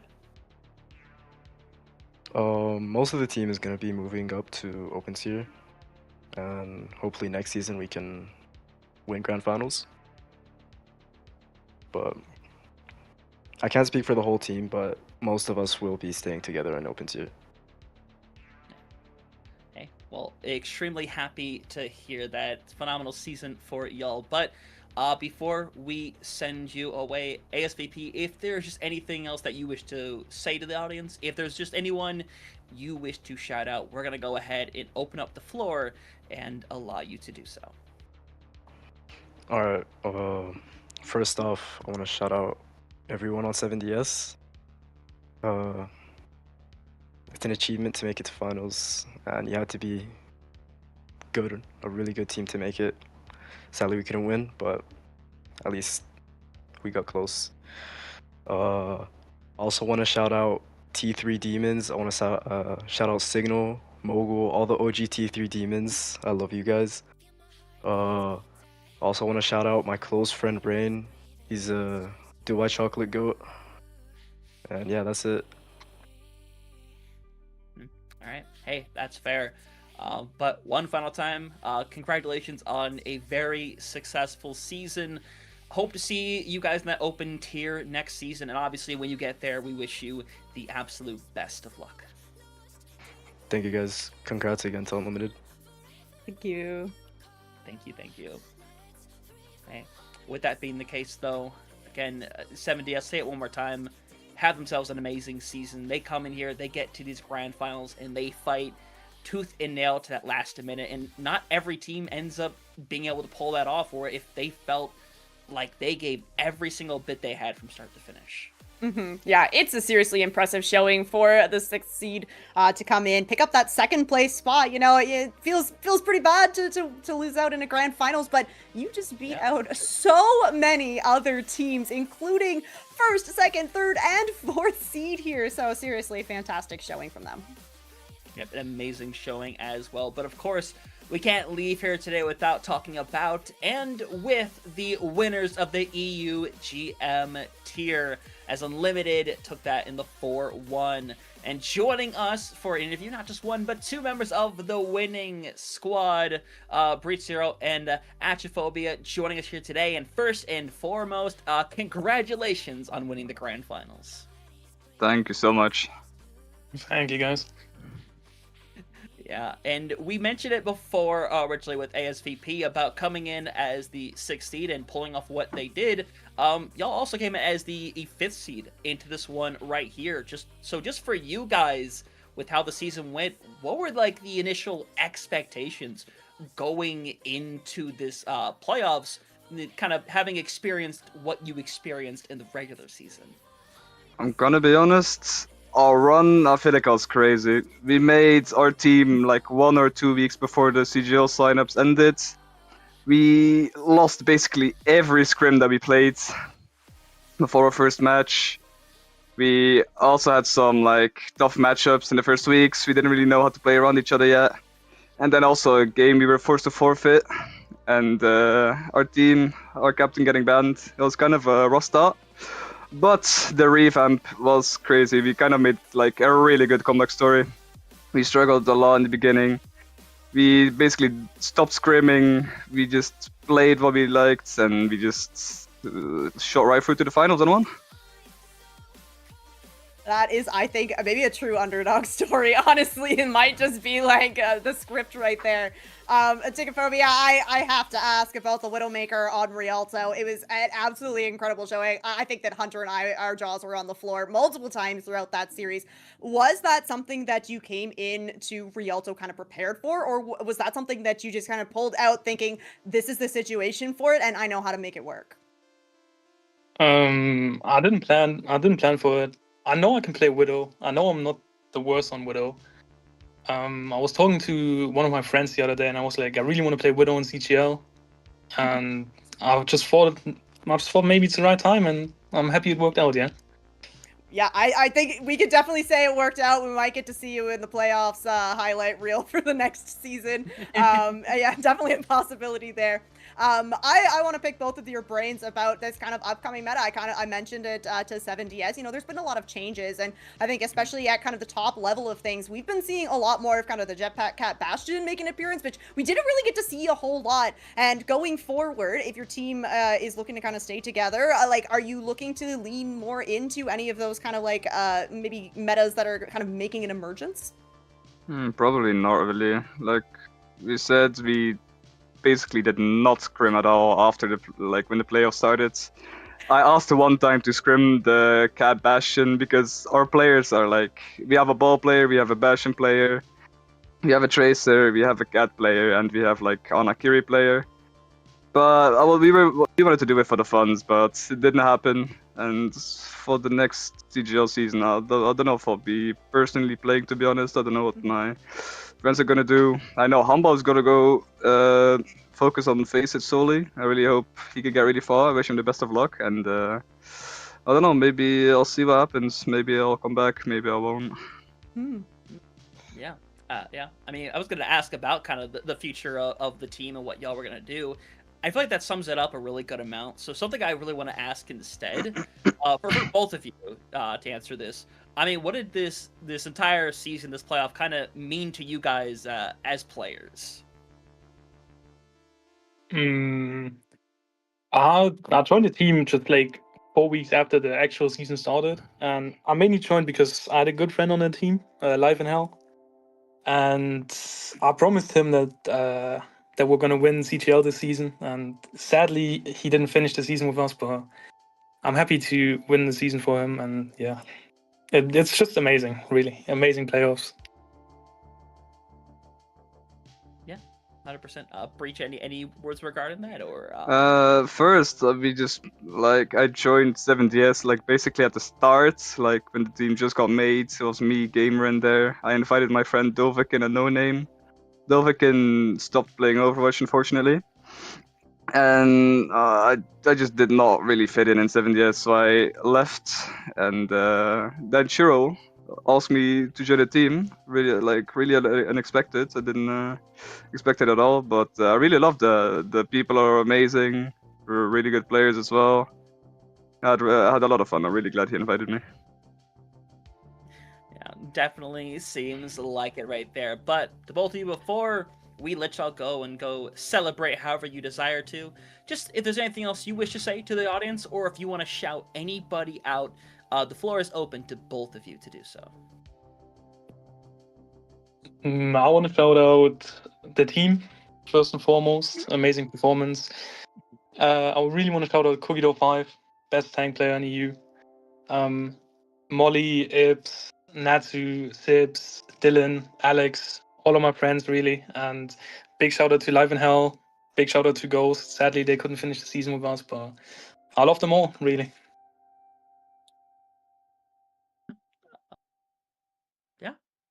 Then that will be that, it appears. So, I mean, again, Breach, Atrophobia, again, congratulations to you in Unlimited on winning the EU GM tier. No matter what comes next, no matter where it might be, we wish y'all the best of luck with your future success.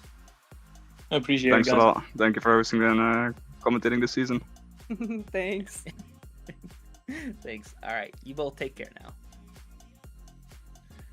All right, and there it is, Rain. And to be fair, again, we don't know what the future will be for a lot of these players right here. You kind of, when you win or lose a grand final, you're either on this high or you're at this very low point where sometimes you don't know what's going to come next. You need to take a minute to decide. Let's acclimate and find out where we go from there.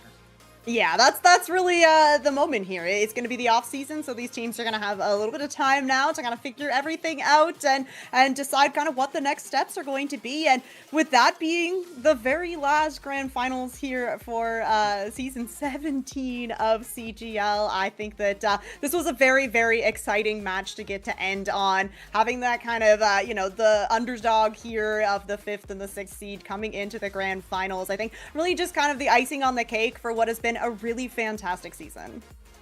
Yeah, it has definitively been that. It's been a very fun playoff, and I'm excited to get Season 18 going a little later down the line. But unfortunately, with that being the case, as you said, Season 17 has come to its end here today. So just real quick thanks to, first of all of y'all that have come out and supported Season 17, all the amazing players, team, coaches, managers that have put in the absolute work here this season. And of course, from today, my lovely co-caster, Rain, our producer, Nano, and Bert, who helped observe. It has been an absolute honor and a privilege here for Season 17. There's plenty to come from CGL here for the rest of the year, so make sure you're watching the socials, checking in on the Discord as to what's going on, because let me tell you, this year is just getting started. So everybody, have yourselves an amazing evening. We'll see you next time for some more CGL action. Take care, everybody.